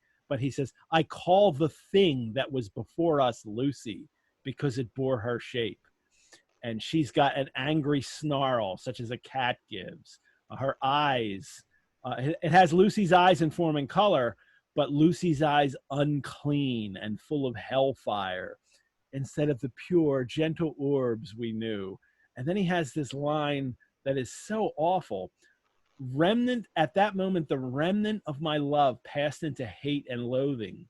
Had she then to be killed, I could have done it with savage delight. And he's really gone well over the top here in saying that, like, in expressing his hatred towards the thing that we would call Lucy. But then it's still she. It's still, like, had she then to be killed, he recognizes that I'm going to destroy her.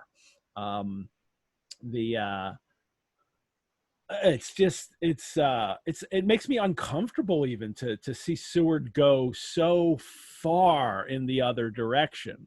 And this touches on a lot of I think what Dworkin's getting at, this kind of, you know, we can love you and adore you and revere you in this one form, but if this woman changes into something that we can't understand and we don't want to deal with, we will brand it evil, and we will absolutely destroy you, you know, with a savage delight. That's the key for me. Like, I get you're going to kill her. Like, I see all these zombie movies and your loved one turns into a zombie. It's like, yeah, I got to kill you. I might have some grief over that, but I still have to do it. I get that.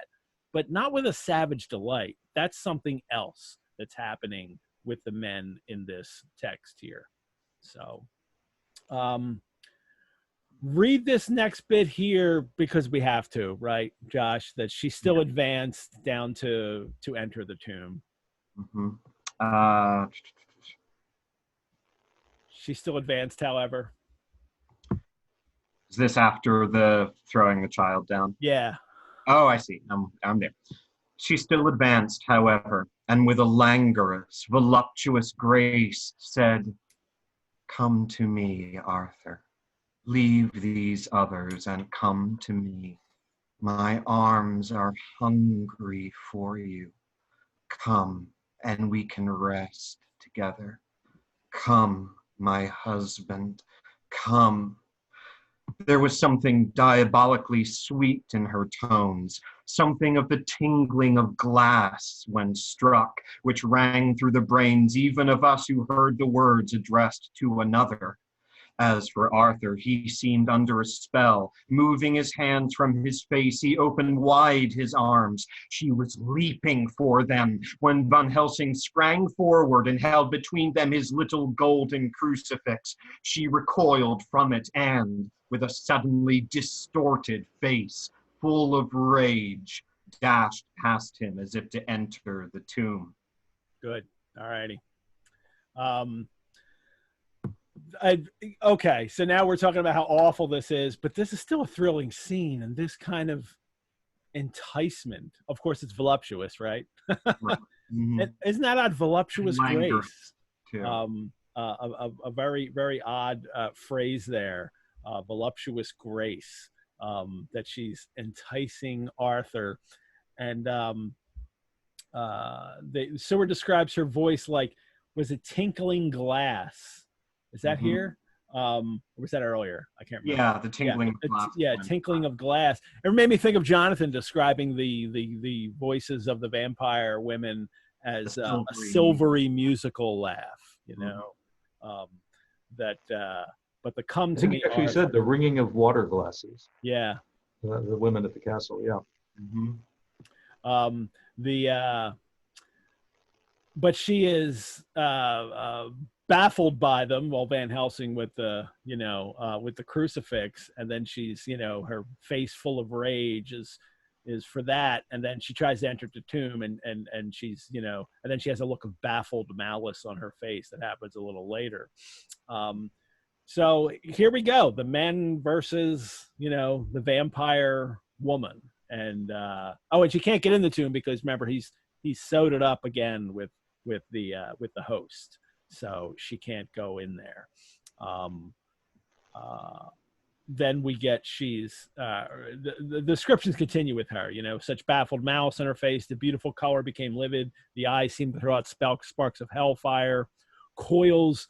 The brows were wrinkled. The folds of flesh were the coils of Medusa's snakes. That's odd that it's not her hair, but anyway, Medusa, lovely blood, and she has a lovely blood-stained mouth. What's going on, Seward? Do you want her, or do you hate her? Because again, it's this construction of it's a voluptuous grace, and it is a lovely blood-stained mouth. This is the same thing that Jonathan was going through with the vampire women, right? Yeah, attracted and repulsed. Yeah, because Seward even says, like, when Lucy's speaking to Arthur, that, like, repeating "come" over and over and over again, that they all, like, it runs through all their brains. They all hear it and are really hit by it, even as Arthur is. Yeah. All righty. Well, they are. This is then they let her in. Well, actually, it's at this moment that Van Helsing turns to Arthur and says, "Am I to proceed in my work?" Like, it's almost like this torturous moment that Arthur is seeing the woman he was supposed to marry in all white on the, this is the day they were supposed to be married, and Van Helsing makes Arthur say, "Yes, we need to destroy her." A real kind of perverse, sadistic, I think, moment in a sense. Or for me, I mean, reading into it now, I think it's sadistic, but it's perverse to force Arthur to face this and to agree with destroying her at this moment. And because Arthur's response is, "There can be no horror like this ever anymore." Like he's thinking like Seward, like, we have to destroy her, absolutely, forever. And then we get this great little Dracula or vampire power moment here, where with the corporal body as real at that moment as our own, passed in through the interstice where scarce a knife blade could have gone. And she's back in the tomb. They pick up the little kid. He's fine. Don't worry. He'll be all right. We'll put him over near where a policeman can pick him up.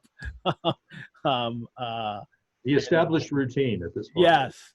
And then they go back and get some more sleep, because now they're going to return the next night, which would be, the 29th of September to destroy Lucy. They all put on black clothes, as if by instinct, Seward writes in his diary, or narrates in his diary, then it's later typewritten. And Van Helsing's now brought the big bag, right? He's got, instead of the little black bag, he's got a long leather one, something like a cricketing bag, manifestly of fair weights. And now it's time to go to work. We got the big bag. Edward, they're emulating Dracula in their mode of dress. All in black. Yeah. So far, Dracula's been the only one. Now they're joining his ranks in a way. Good. Yeah. I think that's an awesome point. To further victimize her.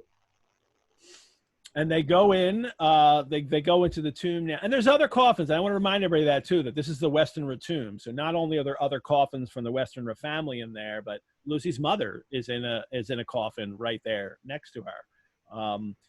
And they open the lid, and there the body lay there in all its death beauty. I love this.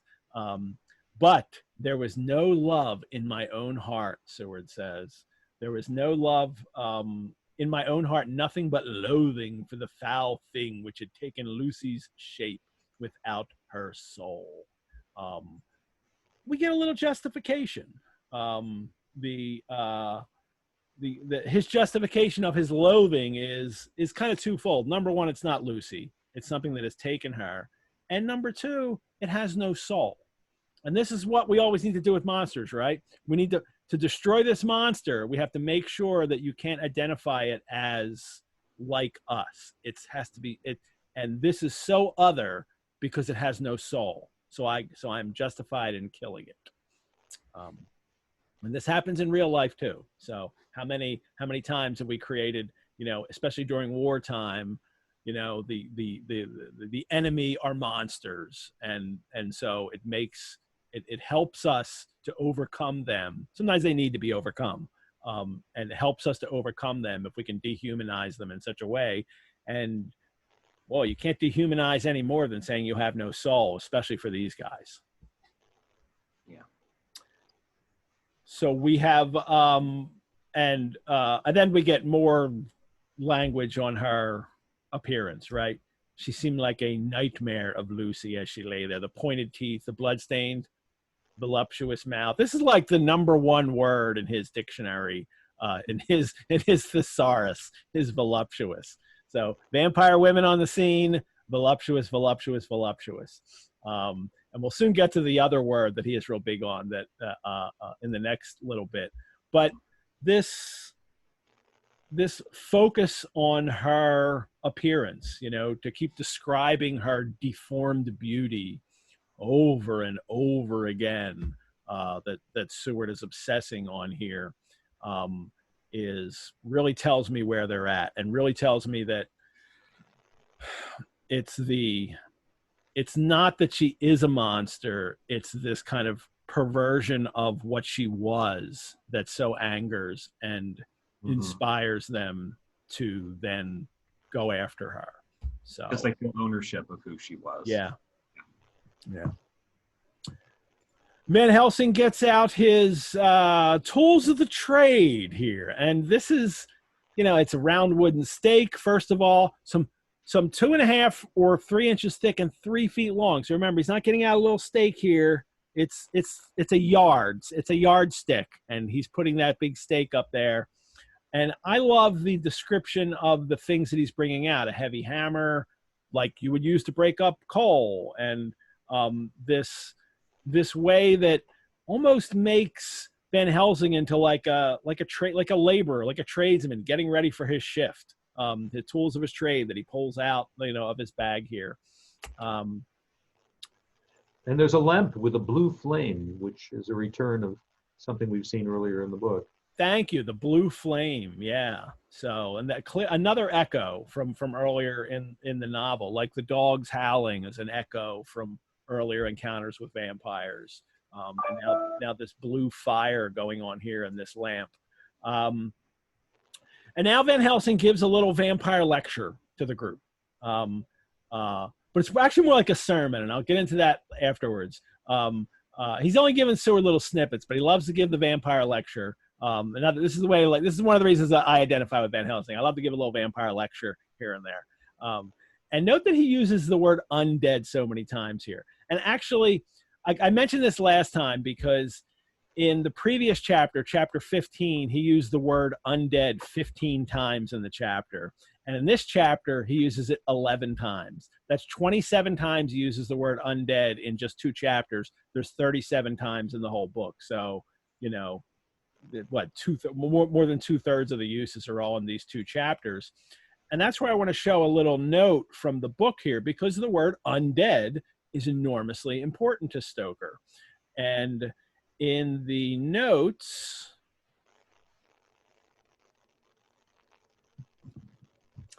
This is an early list of characters that he has put together. And, you know, it's Count Dracula. So at least this is a list after he's come up with Dracula, because it's not Count Vampire here. And Van Helsing and Westenra and all the names down here. But then over here, he has Memo. Name, the Undead or the Dead Undead. That this is his original conception of what the title of this novel is going to be. He's come up with Dracula for the character, but he has not decided to call the novel Dracula yet. He's thinking of calling this book the Undead or the Dead Undead. And this holds pretty true till late in the game. Now, I'll show you a picture here that is not in our collection. This is something from the Typescript that is in Mopop in the Museum of Pop Culture in Seattle. This is the title page for the Typescript of Dracula. It says, you can find this online, that's where I found it. The Undead by Bram Stoker, author of these other books, copyright, you know, that this is, so the title actually on his Typescript is still the Undead. That's what he was thinking all along as he's writing this book that we're reading, and these in whatever various drafts of manuscript, it's still the Undead in his mind. And to name it Dracula is more brilliant because it's kind of got an exotic sound and people are unfamiliar with that word. I think Dracula wound up being the much better title for it, but Undead is on his mind constantly. David, have you ever gotten to see the Typescript? Did you get to look at that when out in Seattle? Yes, not for as long as I would have liked, but they were, the late Paul Allen did give me permission to take a look at it. And I spent a better part of a business day, or as long as they had to arrange for staff to be sitting in the room with me, which made it a little difficult. But yeah, Les Klinger tells that story too. They gave him a staff person for 2 solid days, and that person was with him like all day, both days, where he typed out every single variation. It was it. I took a lot of notes. I would have loved to have gone back and because there were places where Stoker had blacked things out, and you could hold they're in Mylar sheets, but you'd hold them up to the light, yeah, and you could actually see what he had removed. And I would have liked to have done a lot more of that. I mean, that's what Les talks about. I hope at some point there will be an edition. There should be. I really wish they would you know, have somebody put out an edition of that, a facsimile edition in the drafts of Dracula, which is nice that Elizabeth Miller and Robert 18 put together. All of the editions are in the back in one of the appendices, so you can actually see all the changes that they have documented. They say all the changes in the manuscript are in that Typescript are in this book. So yeah. There was quite a bit. There was quite a bit more correspondence from Lucy. Yeah. On her romantic ups and downs, and we did touch on that in one of the earlier chapters, how like Lucy talks about being this kind of almost like pawn in the marriage world, that she has to behave and smile when she doesn't want to smile. So that's all there too. But back to this chapter, Van Helsing's talking about the undead, and we have how it's the curse of immortality. Vampires add new victims and multiply the evils of the world by doing so. They prey. They become undead and prey on their kind. The circle goes on ever widening, such as the ripples thrown in a stone, such as a stone thrown in the river. Nosferatu, which I'll ask you in a second, David. But the children, because Nosferatu, as they call it in Eastern Europe. David, what's your take on the word Nosferatu, which doesn't really seem to exist before Emily Gerard? It doesn't, and I keep going back. I mean, I had arguments with people like Leonard Wolf, who was born in Romania, and he insisted it was a it was a Romanian word for not, meaning not dead. And it simply wasn't. I said, Leonard, I can show you every existing Romanian lexicon or encyclopedia. It's just not there. And he just refused because it was right. And I think my analysis is a pretty good one. And that's that another Romanian word may have been mistranscribed or misunderstood by Emily Gerard, because there is a Romanian adjective, nesuferit, and if it could be in Romanian, it could be actually personalized by adding the U to it. You could have a nesiferatu as a vampire. I don't know how much closely you have to get, but I think that it became standardized because of Gerard and Stoker's use of it, and people just haven't looked too deeply into it. What does that mean, that word? I forget. I think you have it in your notes here. I was looking for it. Plaguesome, insufferable. Something unpleasant. And so a nesuperitu would be but it's still kind of a coined word. It just doesn't show up in any folkloric. But Emily Gerard used it. Other than Gerard. And we know Stoker, uses Gerard for his Transylvanian superstitions and his vampire lore. So we get. But it sounds ancient and cryptic, and it's a great word. It works well, and people aren't going to stop using it. Clearly, I mean, and with the movie, and clearly, it has survived, and because it sounds scary. The Van Helsing gives this little mini vampire lecture. We'll get the bigger lecture later when we get the whole Mystery Incorporated crew together. But it's immortality. Vampires turn their victims into vampires. Vampires are cursed, and I think that's a kind of implied thing. Like, this is a curse that they have to go through. And then he talks about the children that she's fed on, that the children will be drawn to her, but if she dies, they're going to be okay. So because of this logic, if they had killed Dracula before Lucy turned, she would have been okay. She would have survived that. And then he also talks about if a vampire is killed, if they kill Lucy, she'll be free. What's the language here? When this now undead be made to rest as true dead, then the soul of the poor lady whom we shall love again be free. But there is a qualification for this from the last chapter, and where he says that she hasn't killed anybody yet, that she's only just bitten and fed a little bit on these children. And the kind of assumption then is, well, then if she does kill someone, then they perhaps may not be able to save her, which again is just this perverse logic that she's a victim, and yet if she kills someone, she'll be liable for that, even though she can't help that she was turned into a vampire. There are a number of things in the book that Stoker just doesn't think through or suggest other rules and regulations of vampirism that you kind of wish he would, but he didn't rewrite much. He was a first. I think that's one of the reasons voluptuous just appears over and over and over. A proper copy editor wouldn't have let him use it as much. He's still at the end where there's very little editor involvement in novels anyway. So exactly, and from what we can see, he did not revise his prose much at all. He was almost. I liken his writing process to automatic writing. It's as if he's taking dictation. And the reason his handwriting is so difficult to decipher is that he's trying to keep up with his own thoughts. Yes.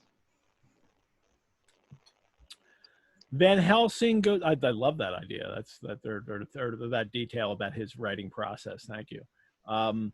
Van Helsing goes through all this describing, and what it really is it turns out to be a sermon to convince Arthur to kill her. It will be a blessed hand for her that shall strike the blow that sets her free, you know. And he asks the question, it was my hand that sent her to the stars. It was the hand of him that loved her best, the hand of all that she would herself have chosen had it been her to choose. Tell me if there be such a one amongst us. Like, he's the preacher on the pulpit here trying to get Arthur to say, I'll kill her.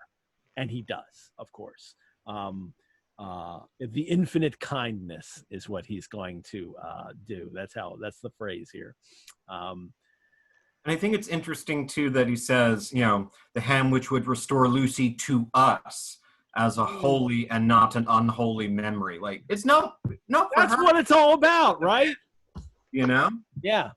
We need our Lucy back, damn it. Dracula took her from us. We all want to marry Lucy. Dracula got her. Now we want her back. So they, Arthur agrees, and it is going to be tough. Like, it's be brave, Arthur. It'll be tough. And he gives him specific instructions, like a ritual, right? Take this stake in your left hand, place the point over the heart, hammer in your right, and then they'll all start saying the prayer for the dead, and then strike in God's name. I mean, it's very ritualistic. And what we're not going to do is read the staking, because I really feel like it is, there's no way to read it without dwelling on how horrific this is. And I used to do this in class too, but I did it in class when I would teach in college. I did it, you know, because it's all, hey, it's vampires and it's fun and we're having all kinds of fun.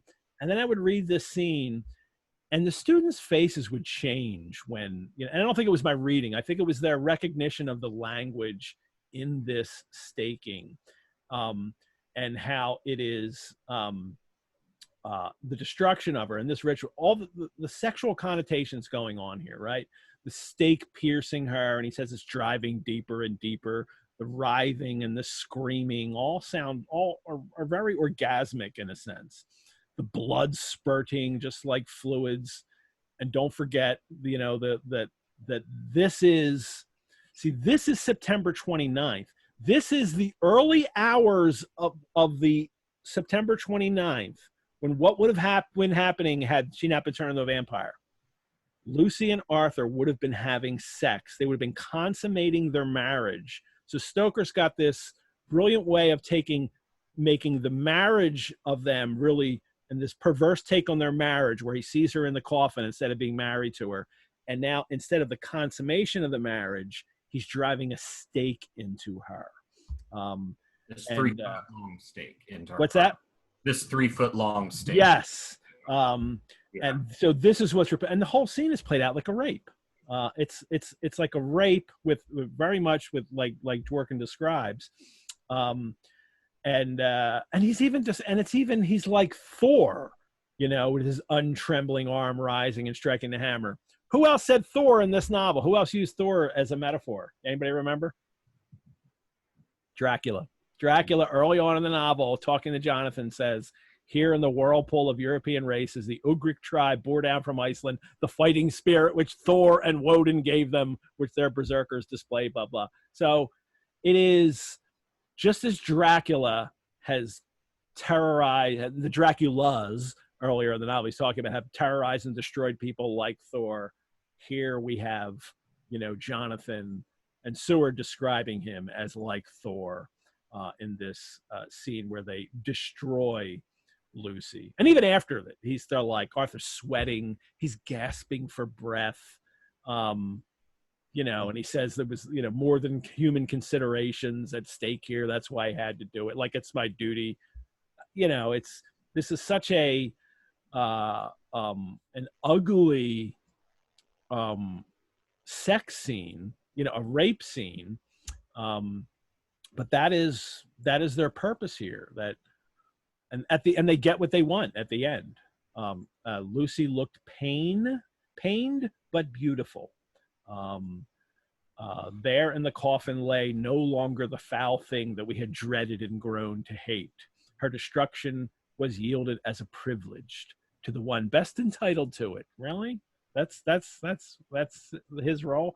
But Lucy, as we had seen her in life, with her face of unequaled sweetness and purity, and then, but also it's the traces of care and pain and waste are on her face. So they prefer her to look pained and wasted away, as death has this, what they didn't know at the time, the disease was killing her. They prefer that look. That is more beautiful than the voluptuousness, which looks more alive, right? They prefer this dead look on her face at the end here, that they have gotten what they wanted to destroy her. I'm sorry, I'm ranting on a little bit here. A couple of things. I wonder if, I wish I would have done it.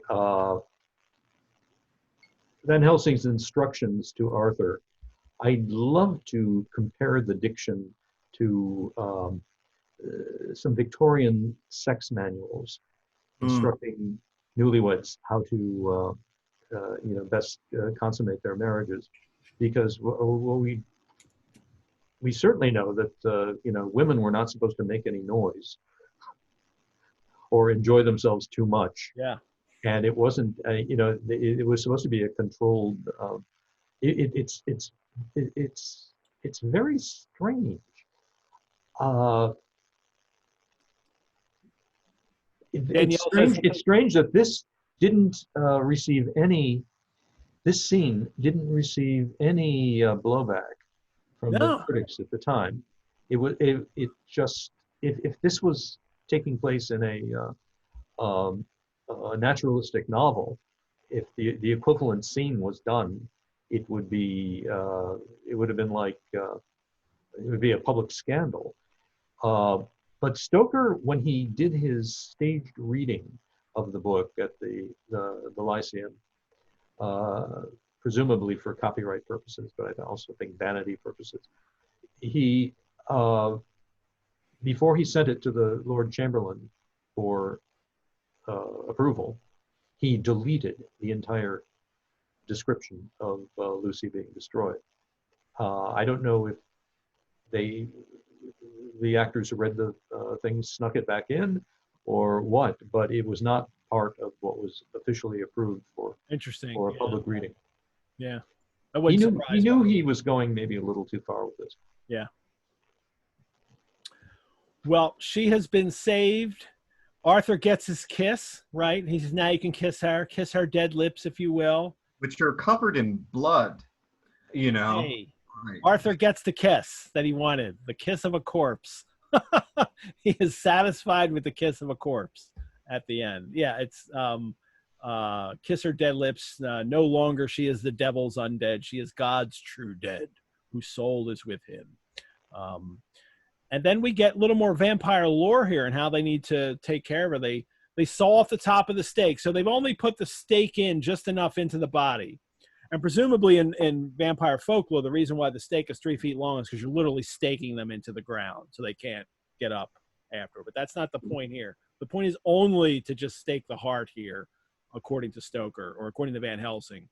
And they saw off the top, leaving the point in the body, and then they cut off the head, and they fill the mouth with garlic, and then they put it all in and seal up the tomb, seal up the coffin again.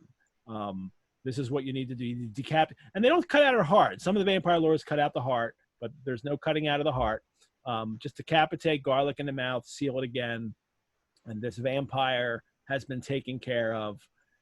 And then Van Helsing then is to finish the chapter. He's got to rouse the troops. We've won this battle, but this isn't the war. The war is against Dracula. Who's with me to the bitter end? He in effect says it. And well, don't answer yet. Let's all go home and have a rest, which is basically what he says. Our promise shall be made to each other anew, for there is a terrible task before us. And once our feet are on the plowshare, we must not draw back. And that's a Jesus specific scriptural reference, isn't it there, David, I think? Yes. Mm-hmm. Their spiritual leader has gotten them ready. And that's the chapter. Any closing thoughts on it before I hit our closing here, guys? I mean, for me, like, because I like several other of the co-hosts and part of the I first read Dracula in like the third grade club.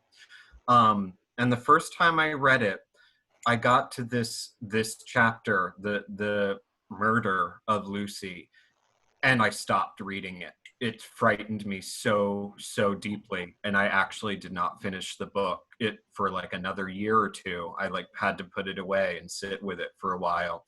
Like for anyone who thinks that Dracula is not a scary book and not a truly horrific book anymore, I think this chapter is one of the ones that really belies that, because especially considering who Lucy is as a character and the journey that she takes throughout the book and what is done to her, in spite of what she wants, it's absolutely nightmarish and horrific.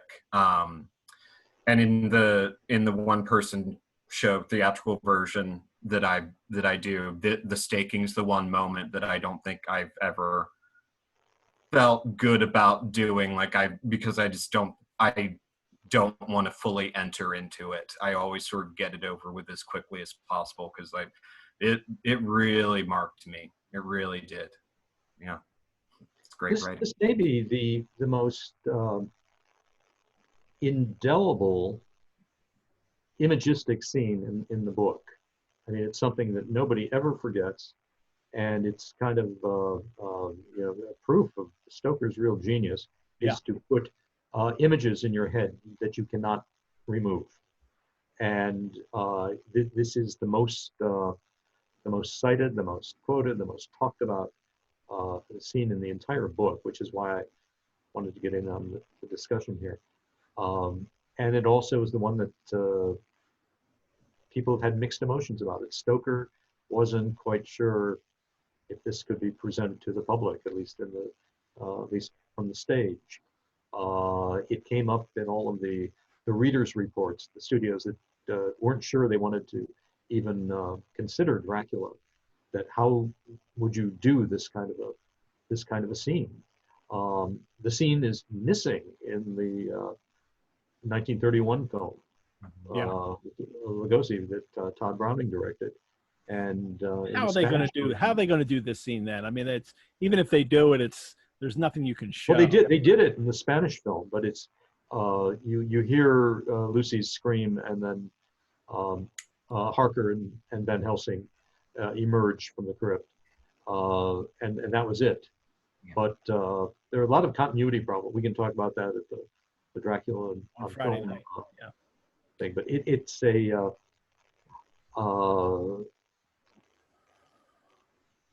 absolutely fascinating to talk about this with groups of people. I always get something out of it. I just loved teaching this. I taught the book in my courses at the University of Victoria and at Trinity College Dublin.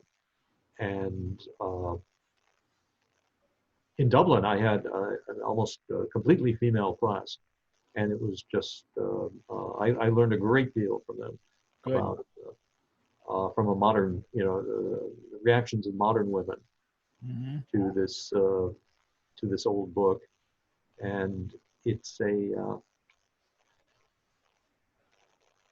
funny. My students weren't old enough to have seen or remembered the Coppola version of Dracula. Wow. Which makes me feel pretty undead. Yeah. But we just get generations and generations removed. Yet Dracula keeps reinventing itself, and always will. And now we've got the Buffy generation. That's who's doing well, and even post, but now the Twilight generation. It's not even the Buffy generation anymore. Now there's a Twilight group of people who are discovering vampire literature. So it goes on. Well, I asked my students in Ireland. I said this idea. We showed the 1931 film, talked about it, and I said, now, so many books talk about Lugosi being this kind of matinee idol and being very attractive to women. As a group of 21st century women, what do you think? Is Dracula sexually attractive? And to a person. They just said, "Ew, no." Yeah. Um, I've done that with students too. Yeah. they didn't see a Valentino. They didn't see a matinee idol in Lugosi. They saw this very odd man with a very odd voice. Yeah. They all loved him then. He was exotic Yeah. and attractive. So, all righty. Well, Dracuphiles, thank you all for tuning in today, or if you're watching this on a replay, thank you for doing that. We post this recording on our website. We have a Sundays with Dracula Facebook group where we can continue the conversation. Look us up on Facebook.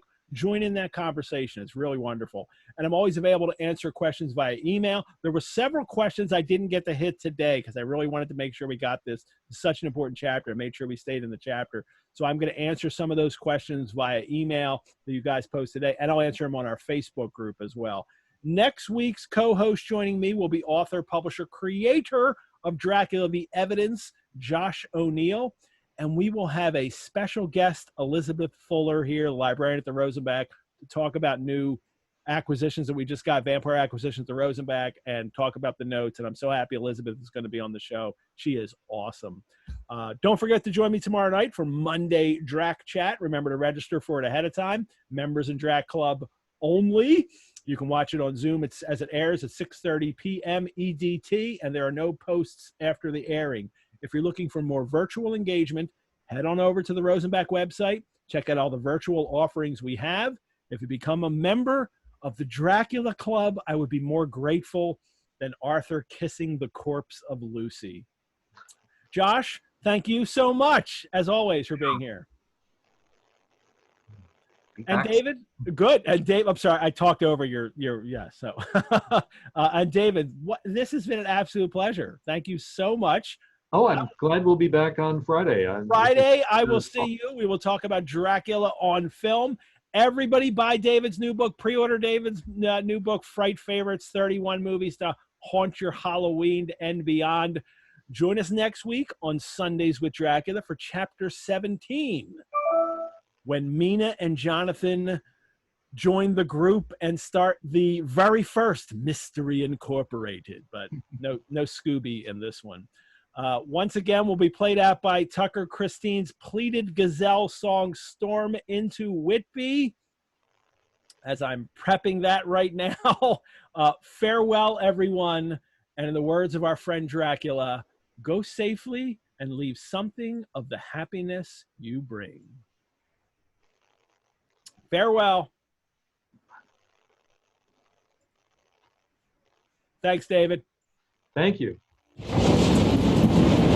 Bye, gang.